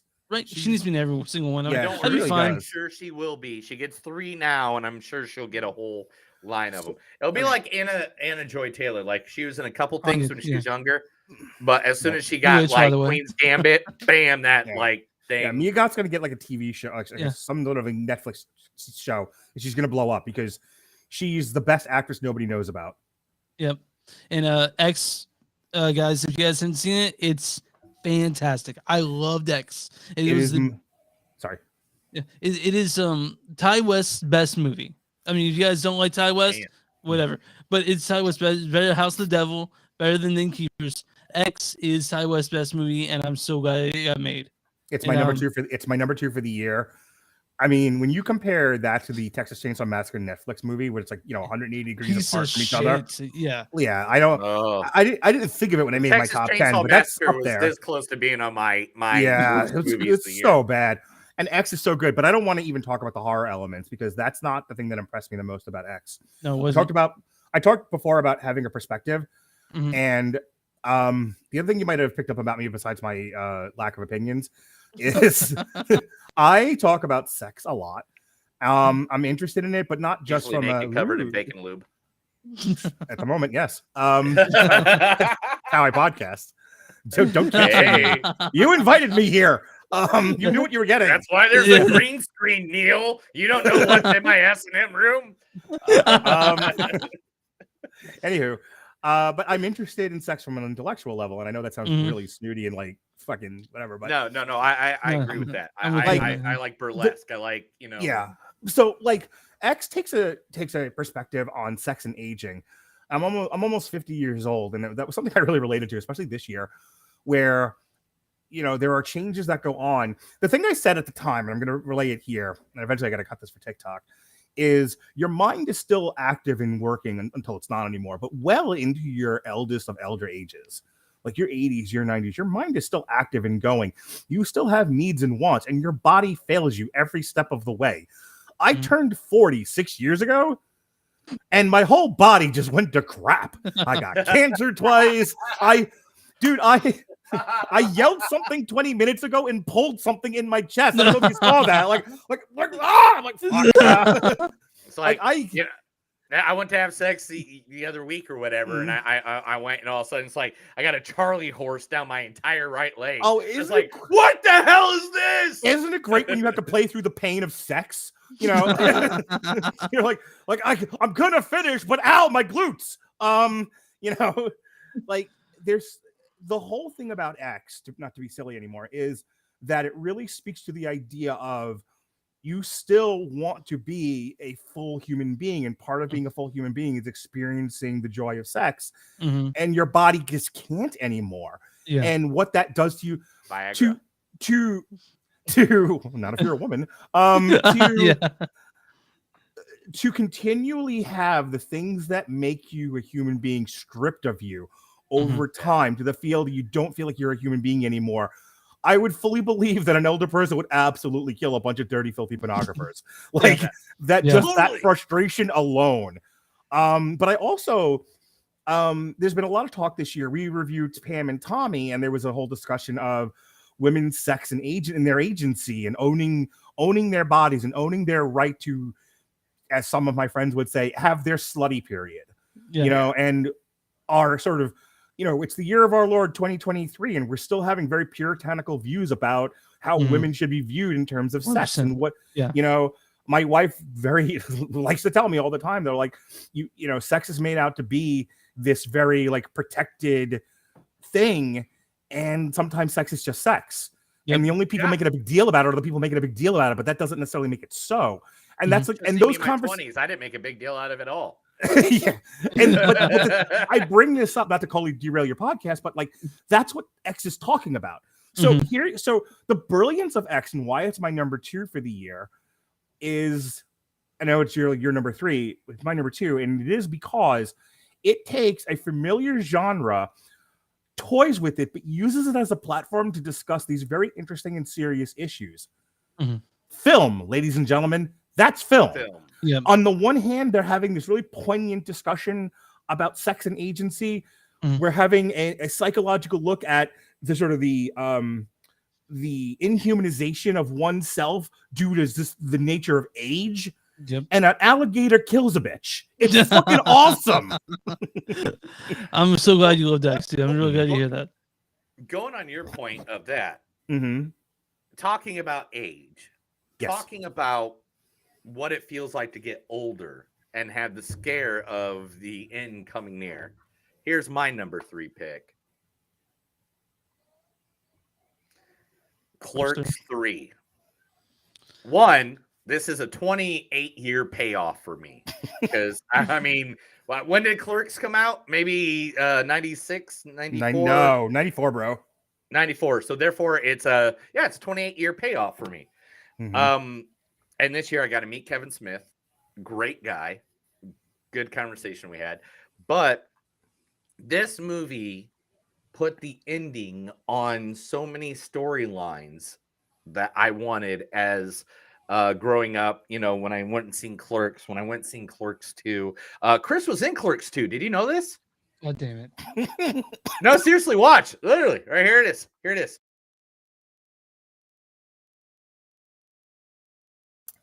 Can I tell you, I showed my 8-year-old and my 11-year-old the original Clerks, and I forgot how dirty it was. And they were like, "Is there any more of these?" And I'm like, "Not that you can see. Get out of here.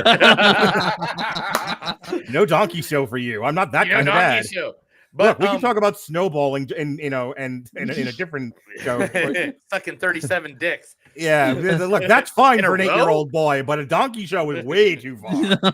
Anyway, but to me, it was I felt how Kevin Smith felt. Heart attacks, seizures. That runs really deep in my family. In fact, Mhm. my grandfather, before he passed earlier this year, literally had 9 heart attacks in his life. Like Wow. I am the smallest guy in my family, and I'm 6 foot 260. You know, 270 now. Let's be honest. Holiday. but so to me it was very real, and it was about someone reflecting on their past and if they've done enough, if they've, and since I moved here to Tulsa, I took from not working at a bank and finances and stuff like that, and actually working in radio and music and doing stuff that I want to do in my Mhm. life, putting more into this podcast and stuff like that. And Clerks 3 to me was a reflection of not just those characters, but a reflection of my own life that gave me an insight that like really made me feel like, God damn it, Kevin Smith. You got me when I was 16. I was smoking dope, and all I wanted to do was get my dick sucked. And you get me at 40 when I'm freaking. And all you do now is smoking weed and get your dick sucked. Well, I mean, that's still a thing too, but at the We- same time, We saw the touring Q&A that they did in the Oh yeah, theaters. you have to do that? Oh fuck. And we had a good time with that. But I'll tell you, you know, I'm not the world's biggest Kevin Smith fan. I'm, you know, we have absolutely called for his death. Sorry, not me per se. I have a partner who has these compulsions. But we absolutely, when he I'm was like doing, comic books and shit. autographed right on the show. This We- motherfucker. I'm sorry, Kevin Smith lost all his credibility when he was screaming on Twitter, make No Way Home a Best Picture, make a populist choice. Someone get Kevin Smith laid before it's too late. Anyway, but so I'm not the world's biggest fan. But yeah, Clerks, I will go along with that. It was not in my top 10, but I see where you're coming from, and I will co-sign on that. Clerks 3, as it speaks to us old, middle-aged men, was really well done. And I had a good old man cry at the end of it. Yeah, and I was the guy that had the poster of Clerks, Mhm. Yeah. on the wall. So I mean, So Neil, I really appreciate how that made you feel. Like I didn't know how deeply you felt about it until just now. Because we talked about it, we just seen it. We're still processing it. So I appreciate that. His number 2 is X. X, yeah. X. Oh, your number 2 is X. Yeah. Then, It is. Okay. What more can we say? X. I- The only Want me way to talk- X is better is if you put 2 other X's next to it. That's still not as good as this movie. I mean, look, I can spend my time talking about all the kinky shit I did in the year of our Lord 2022, but I'm sure Chris would like to talk about movies now. Yeah. Chris, number 2. So my number 2 is the Banshees of Inisherin. What is like- it? The Banshees of Inisherin. The Banshees of the Ah, Engines. Yeah. Yeah.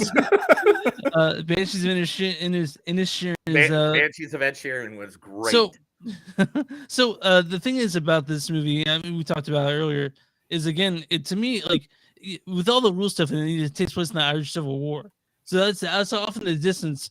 Well, this whole thing's going on in the island of Inisherin, the fictional island of Inisherin. So having that all together, again, Martin McDonagh being my favorite European director, I was so fucking stoked on this movie, and it stuck with me long after I left the theater. And so at the end of the year, it's this high up because I couldn't stop thinking about it. It makes sense. My number 2 is also one that was mentioned earlier. And of course, you probably know what it is because it's not that hard. Because if you just move a little this way, you're right. It's Macho Man. No. It's the unbearable weight of massive talent. Yeah. Not only is this a good movie because of the twist it takes in several parts of this movie, but the fact that Nicolas Cage at this age is old enough to be like, hey, this is me. I know I fucked up, but there's also parts in it where he's like, where people are like, why won't he say no to movies? And he's like, it's what I do for a fucking living, you assholes. Like, I literally do this for a living. This is my job. You don't say no to like going to work every day. You need money so you can pay for things, so you can do everything. It is my job. And they even make marks about Mandy, about Willy Wonderland. Like they make marks about, Face Off. Like there's all these great hits. References. Con Air. The movie starts with somebody watching Con Air. That's literally where the movie starts. And from there on, it's just a roller coaster of a movie. Literally one of my favorite movies of the year. I don't know how many times I watched it. I know I've watched more than the Batman, and that's saying something. Like literally, I actually have a pair of sunglasses. My wife has one of the shirts from the movie because working in radio, I get a bunch of this shit for free. And we got a whole box. And I told my boss, I was like, look, dude, before you give any of this shit free, I'm stealing half of it. I just want you to know that. And he's like, well, it's not stealing if you tell me. I go, well, look the other way, motherfucker. Then you'll know. Nice. But we are now at that point, guys. We're about to say our number 1. But before we get there, let's go through our 5 honorable mentions. Let's start with you, Mark. Mark, your 5 honorable mentions for the year of 2022. Okay. Going all the way back to January. 1, Guillermo del Toro's Pinocchio. Okay, great. Perfect. Yeah.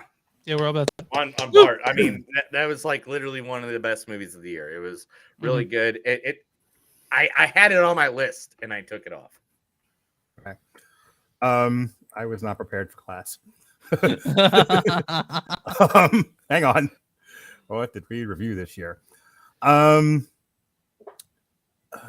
Okay.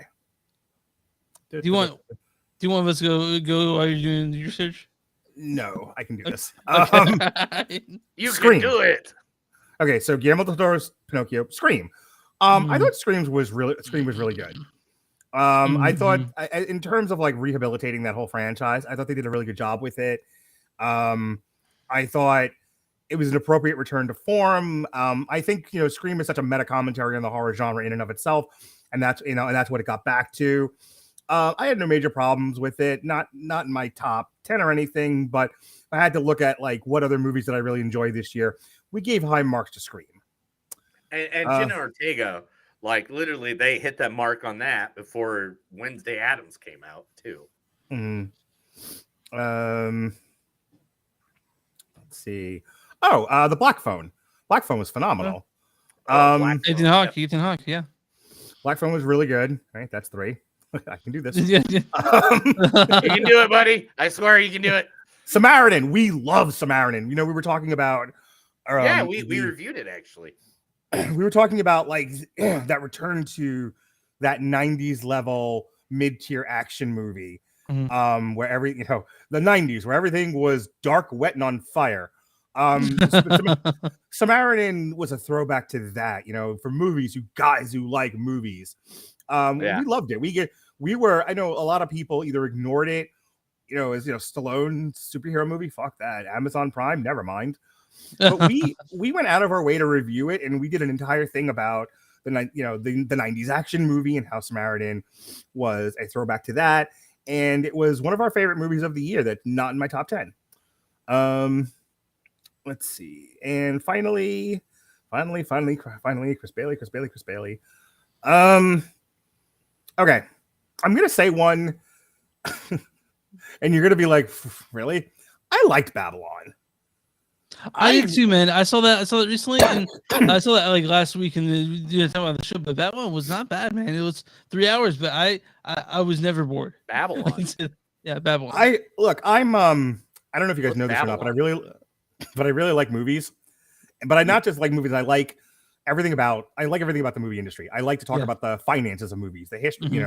I like to talk about like production history of movies. But also the history of and the evolution of Hollywood itself and the styles of, the transition from, which is what Babylon's about, from the silent movie to the talkies. Why didn't we see this? What the fuck? When did this movie come out? It came out the same week The Whale did, but I saw Babylon, and I knew I was going to see it. As a meditation on Hollywood excess and what fame does to your soul, I think Babylon works. It's not perfect, and it's yet another example that Margot Robbie is Hollywood poison in terms of finance. Yeah, but like she is not a box office draw at all. It's like we're betting whether or not Barbie actually makes any money because Margot Robbie. I'm going to see it.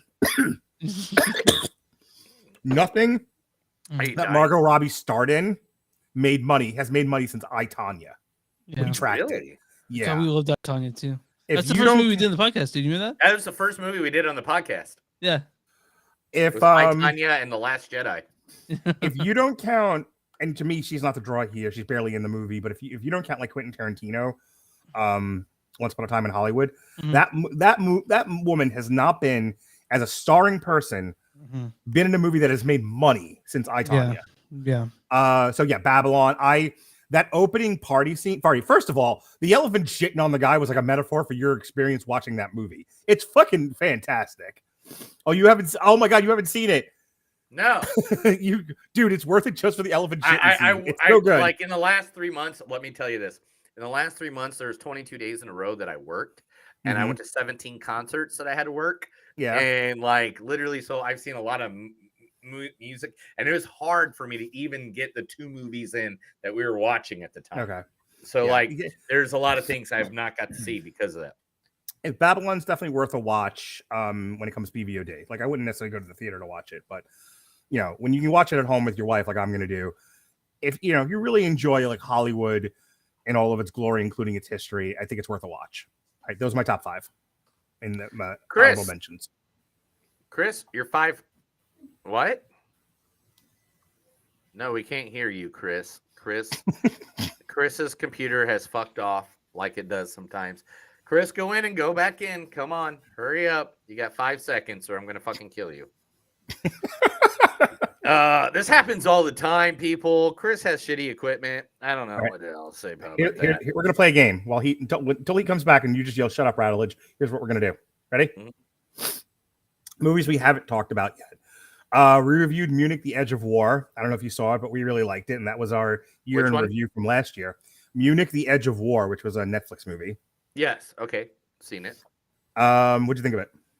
It was a good movie. Overall, I haven't seen it in like over a year, but know what you I'm- know, You know what our most popular review of last year was? what's that? My son and I reviewing Hotel Transylvania 4 and Ice Age: The Adventures of Buck Wild. Really? Yeah, I don't know why people tuned in to my son and I review those, but it's like got one of the highest numbers of any show we did this year. The highest numbers we did last year was actually this episode, the best and worst of 2021. It's because I was on it. Yeah, that's you bastard. I was so disappointed with Moonfall. Moonfall wasn't nearly as stupid as I Oh wanted my it to God! be. Same guy that brought you Independent Day. Chris, are you talking now? Can you work? Yeah, can you hear me? Can you hear me? Good. Well, you got to say Can you stuff hear right me? away, bro. Yeah, I can hear you now. Okay, sorry. But you can't. You can't. Okay. You like you withdrew for a second. And you're like, maybe I shouldn't talk. Maybe I shouldn't talk. Okay, you here we should go. Talk so we My- can hear you. Okay. Wait, Um, wait. Now, what's your name? New Year, New Chris. Oh, all right. Why Okay, are gotcha. you your new Chris? I don't know. I just I Are you didn't gonna have put a anything wig good on? to Is say. that what you're gonna do? You're gonna shave your face, maybe? And put Are it you on finally top gonna where get it your used to be. taint toys? Are you gonna get your taint wax like you said last year? Finally, I do it. I mean, you told me about all those, If you're prostitutes gonna- you got in Thailand. If you're gonna go to the swinger house, make sure you get your butthole waxed and bleached. Butthole wax is the best thing, bro. Anyway, Chris, number your 5 for me. five Honorable honorable mentions. mentions for 2022. 3,000 Years of Longing. Mm-hmm. Yeah, something I didn't expect to like at all. Actually, ended up enjoying quite a bit. George Miller, thanks a lot. I mean, you brought back Mad Max Fury Road, and then you did this thing, which is fucking wild. I can't talk enough about how much I liked the chemistry between Tilda Swinton and Here's Alda. Yeah. Idris Elba. 3,000 It's a- Years of Longing. Great movie if you haven't seen it. Basically tells about a woman that finds a djinn. Is the best way. Genie, best more djinn. genie. They Yeah, go djinn. djinn. They don't go genie. Yeah. Djinn. There's a difference, Chris. So it's It's a like lot saying Zeus and Jupiter, two different things. It spans 3,000 years, and it's a fantastic movie, and it's worth watching, 100%. Then number 4 for me, The Whale. Solely for Brendan Fraser's performance. That's really what makes the movie to me.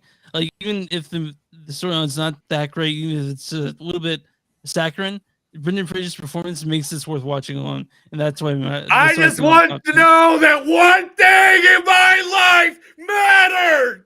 Yeah, I cried like a fucking baby. Oh my th- God.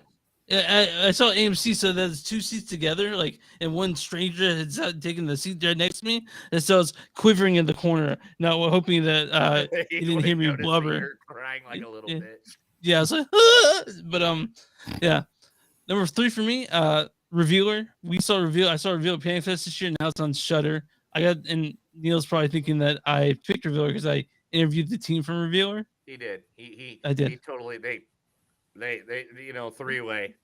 No, I went. He did I a went to Donald the. Trump dance. No, I went to their hotel after Panic Fest.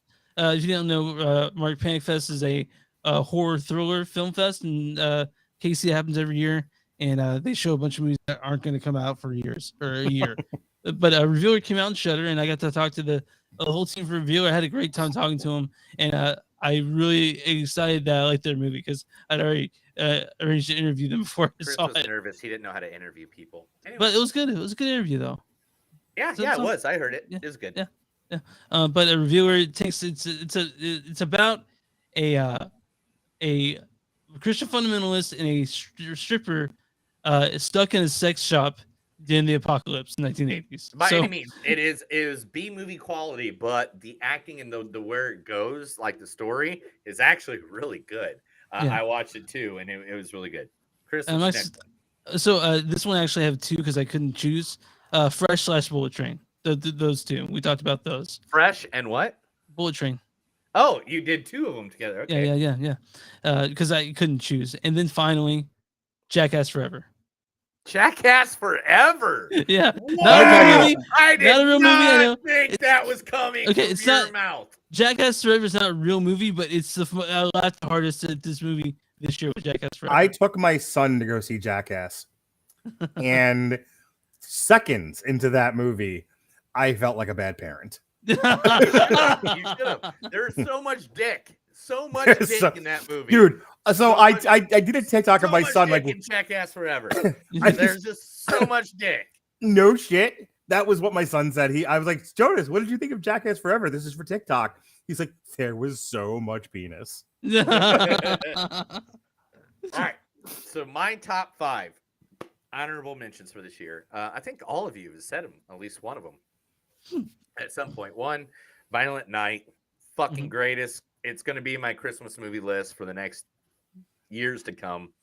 The Whale, obviously. To be honest, a lot of my family deal with obesity. This really was a great representation. It also really, man, I got the feels in the feelers down in the spots where I shouldn't have. This is where my list gets a little bit more weird than your guys's. I did one as one single one, and that is Pearl and X, I think, on the same line. Okay, because fuck you. it is- Okay, whatever. It is a continuance of the same movie. It's like saying Star Wars and Empire Strikes Back. It's just a continuance of the Okay, story, all right, if you say so. Okay. of the trilogy, of the story. Shouldn't have way higher, but Here's one you guys are all going to be like, fuck you. What the fuck is wrong with you? And how many drugs did you do in your teenage years? And that'd be Chip and Dale Rescue what the Rangers. fuck's wrong with you, man? Really? I'm not gonna- here, I'm going to allow it, and I'll tell you why, because somehow I have a lot of authority on this show. Honestly, like, Hey, you're putting this on your network. We leave you that. yeah. I deal with a lot of animation people. The animation folks out there love Chip and Dale. Like, I watched it with my kids. I was barely conscious during the review of it. But I remember, but I do know that people who were paying attention to it, who are hardcore animation nuts, thought Chip and Dale was spot on. Yeah, it was spot on. Like I watched animation films with animators Mm-hmm. or little YouTube videos or whatever. On top of that, the story, the way it went, the way to Mhm. introduce two iconic, characters from the 90s, from the 50s, from whatever decade you want to call them from originally, to reintroduce them with a badass movie. I Mhm. mean, Disney hasn't really done it well in the past other movies. No, that I Disney watched. streaming movies and television shows are mostly trash. Yeah. Yeah, That would and include like one just Marvel knocked and it Star apart. Wars, but yeah, Chip and Dale was one of the rare gems this year. And this movie, Mark, I know you haven't been able to see this because it's not out on any platform, but just like Chris, I stole it straight from the Panic Fest. And that is, and I can't believe he didn't say this, which I really fucking hate you Are for. you Allegoria or Um, something? No. Okay. I'm going to say, when the screaming starts, yeah, we talked to them too. I can't believe you did not say this fucking It was movie, almost there. It you was almost there. jackass. It was almost there. We interviewed the director and the main actor. When the screaming starts is literally what they do in Shadows, but for homicidal murderers, Yeah. homicidal maniacs. Yeah. It's a group of people that want to be mass murderers. They hang out together and they have a documentary series with it. And it is fucking hilarious. And if you guys want to watch this now, it's on Screenbox. It's on Screenbox. if you guys want. Screenbox.com is the only place that has it right now. But when it comes out more wild, more that director, those actors, they're all going to get what they deserve. It was I a should probably really- contact Connor. I'm going to the UK in March to see if I can hang out with them. Yeah, dude, definitely hang out Okay, with him. yeah. See if you can do a circle jerk. Oh, I might. All right. Oh my god! No, I don't like it. I don't like it when Perry White shows up. That would be Jonah Jameson. Oh, is it Joan Jameson? I'm Yeah, sorry, he's. I'm sorry. I You can't thought, see the caption above, but he's saying "make it gayer." All right, So here I it think- is, everybody. Where's I the think drum roll? Where's the drum roll? Where's I got the? Mark, what is your number one movie for 2022? I'm vengeance. It's Batman. The Batman! I made a populist choice. Yes! Yes. Why? so- You explained a little bit earlier, but explain why again, everybody. Why? Okay, that? so specifically what I was looking for in a Batman movie was, first of all, I hate the comic book nerds of the world. They all want the same three characters, and they all want them to just kill everybody. Ghost Rider, Wolverine, and Punisher. Nobody cares about Batman unless he's a fucking ninja. This is why Batman couldn't be happy and marry Catwoman. I hate you, Tom King. I fucking hate you. I grew up with the Adam West Batman. But I grew up, as far as comic books go, both before and during and after the Frank Miller Dark Knight Returns grimdark Batman. So I remember a time where Batman used to be a detective. He was the world's greatest detective. I don't know if you know that. Yeah. And Thank you, Neil Adams. I know a Neil that's better than me. Anyway.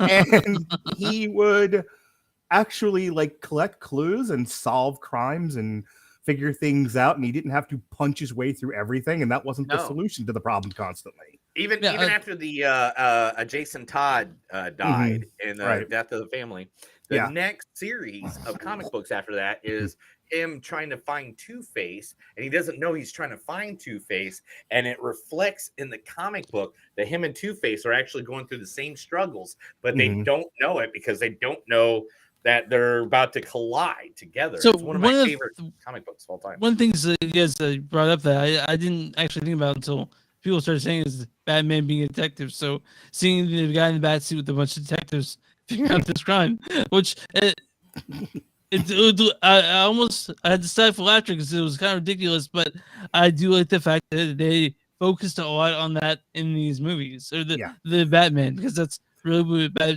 what Batman is, a fantastic detective. So, I love the aesthetic, that gritty crime noir element of Batman. He's less a superhero and more what he was in a fair amount of the comics. He was using the Batman because he would the whole thing about like year one was he went into the street and he's just picking fights with people and he got his ass beat even though he was trained, and that he needed to find a way to sort of even the odds. And so he started attacking from the shadows, and that was the whole point of the bat suit. Also to have armor on, because who wants to be stabbed? yeah. Like, there's an element of Batman of like, and Chris Nolan's Batman Begins dealt with this a little bit, I think, a little well too. But to kind of focus on the movie at hand, the thing I like about the Batman, aside from the actual detective elements, the gritty crime noir aesthetic, I like the fact that it also plays in psychology.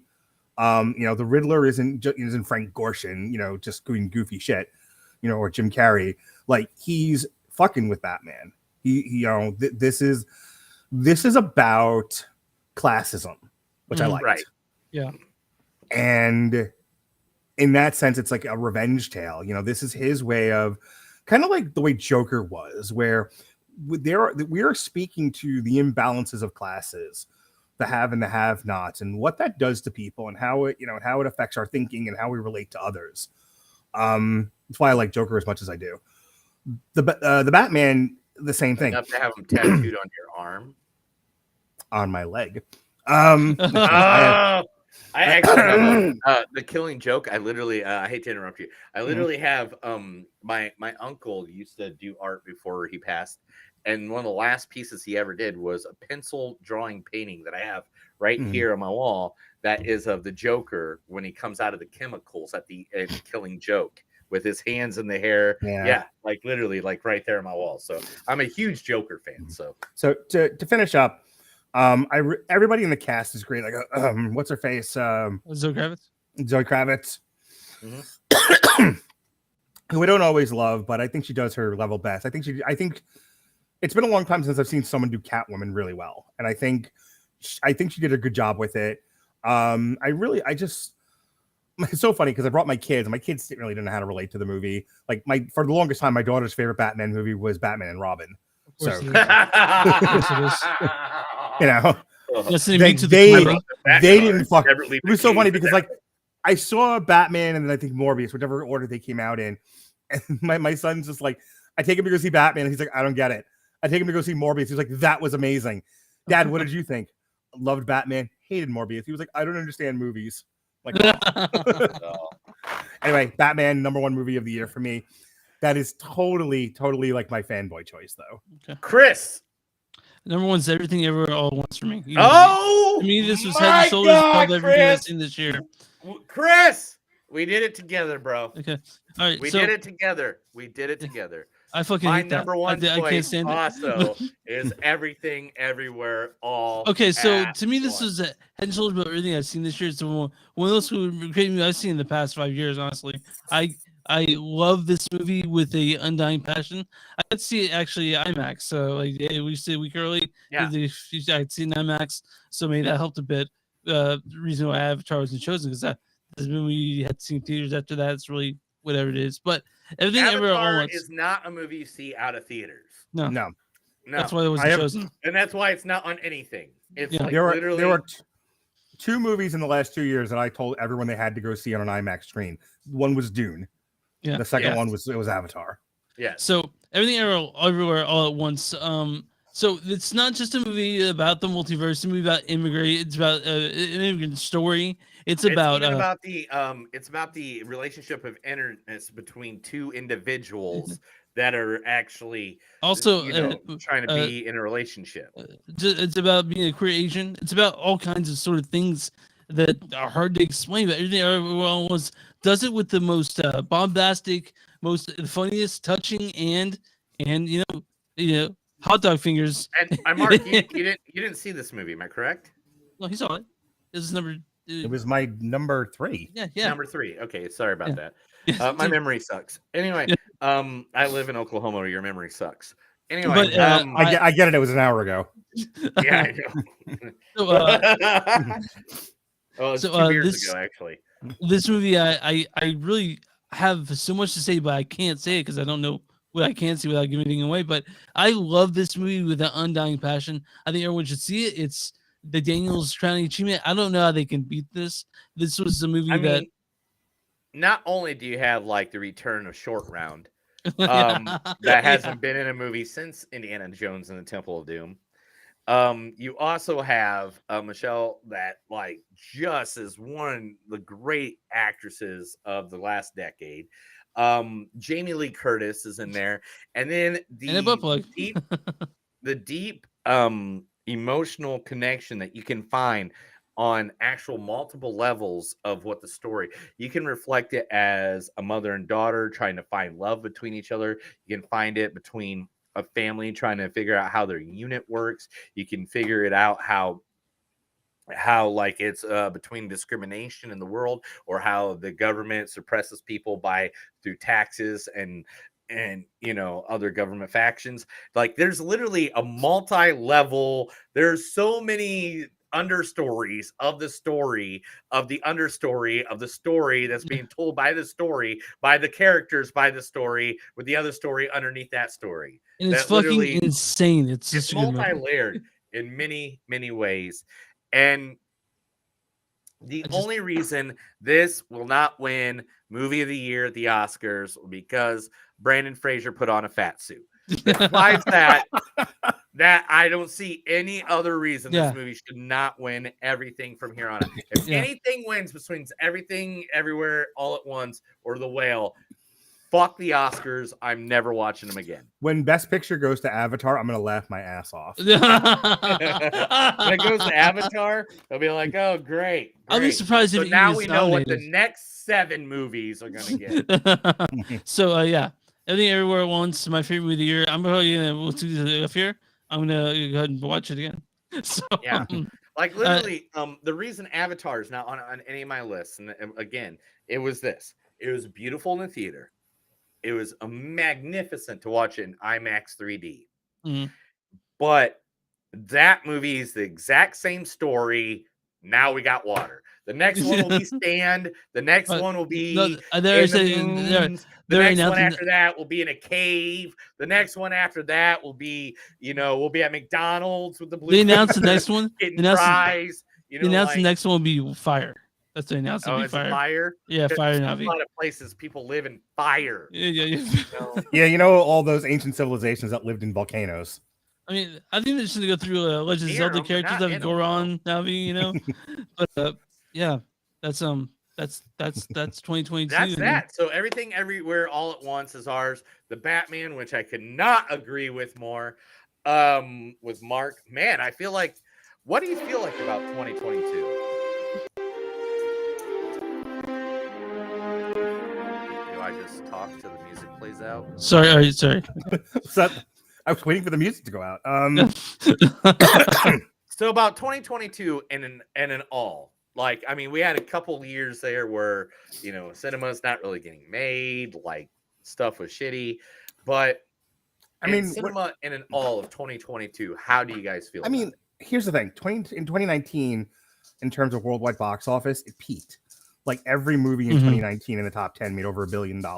Yeah. Avengers Endgame made 2. And then 2020 was the pandemic, and 2021 everything was day and date. And so this is the first year in 2 years we've had a full slate of theatrical movies. But in the 2 years interim, a lot has changed. People are still not going to theaters the way that they used to. We've seen the bifurcation of the theater experience between your Banshees of Ed Sheeran or your Top Gun Mavericks or your Avatars. Not a lot in the middle there. The middle goes to Netflix. The middle goes to your streamers. Disney lost shit tons of money. One, and this goes to another issue.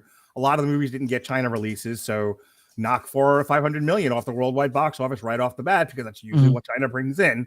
Yep. So, a lot of your Marvel movies that tended to, on the one hand, and there's nothing inherently wrong with this, but it does cause problems. You have, a lot of forced inclusion, but that forced inclusion costs you China. So yay for, yay for, human rights and liberal politics. You'll also lost metric shit tons of money making that decision. Right. A really great example of this was Strange World. Disney lost their shirt, their pants, and their virginity because of Strange World. And if you're a LGBTQI person or LGBTQ like adjacent person, Strange World is great. Or if you're a parent who would prefer you not shove the LGBTQ existence in the face of their children who just need to put on a Disney movie while they do the dishes, you have lost that audience for probably forever, because these people don't study film. They don't study trends. I do, but this is kind of like what I do. And those people aren't coming back. No. We are, there was a discussion about the Marvel movies where 2022 and 2021 and 2022 is kind of a wash. They now have to rebuild after the rebuild, and 2023 is kind of a wash too, because everything was already in the pipeline. Like if 2024 isn't a home run derby, we might be seeing Marvel in its complete decline. Yeah. So they might go to streaming only. Yeah. I can't tell you though, and I listen to like a lot of industry podcasts, and a lot of people are just like, they should put everything on streaming. Like people are cheering the end of the in-theater experience in all but the Avatars and Top Gun Mavericks. That bothers me a lot. It bothers me a lot because I literally grew when I was 16 years old. My first apartment was literally above a one-screen movie theater. If I wasn't watching the movie, I heard the movie when it was going on. My friends and I trekked into Manhattan from Long Island to see a midnight showing of Flesh Gordon in an indie theater. Oh wow! So part of me seeing like little movies, and you have to make an effort to see it. That's something special, I think. It's going to see the one screen that's showing Sword of Trust in downtown, downtown Kansas City, Screen on the Armor.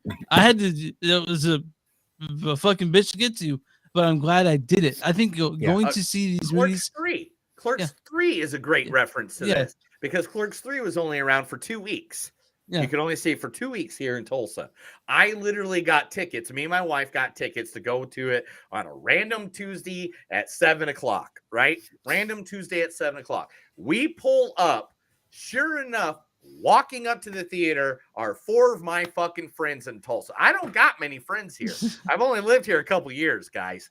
And literally, 4 of my best buddies that I go to wrestling, I went to WrestleMania with, are literally walking up at the same time as us, and we're like, "How the fuck did this just happen?" Here's We what all I'm going sat to tell next you. to each other and had a great experience. Here's what I'm together. going to tell you just to sum up so you guys can end your show.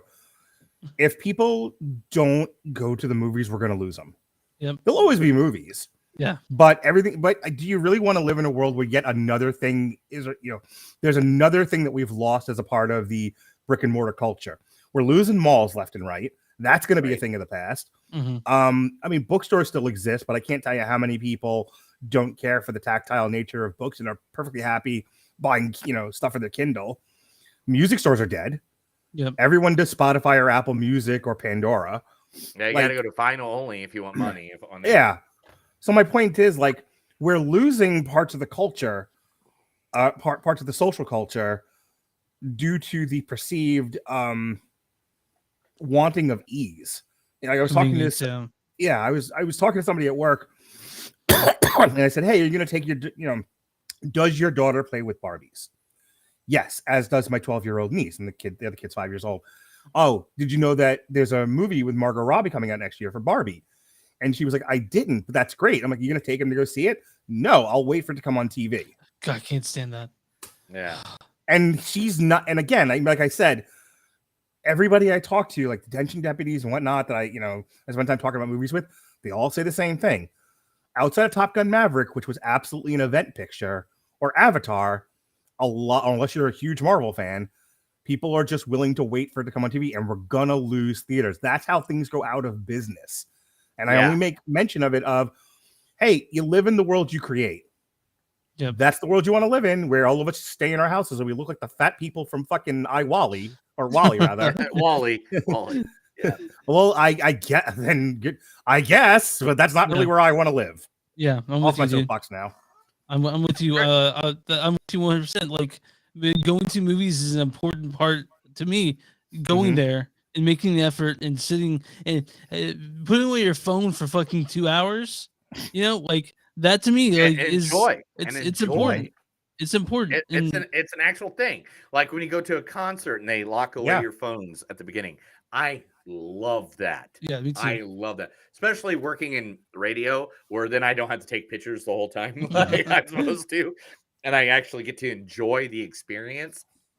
What we're going to get is literally in the back end here is we're going to get so many human experiences taken away from us. Like going to a mall where you see, the teenagers being rowdy and the old people jogging and, everything that you're used to about going to in public.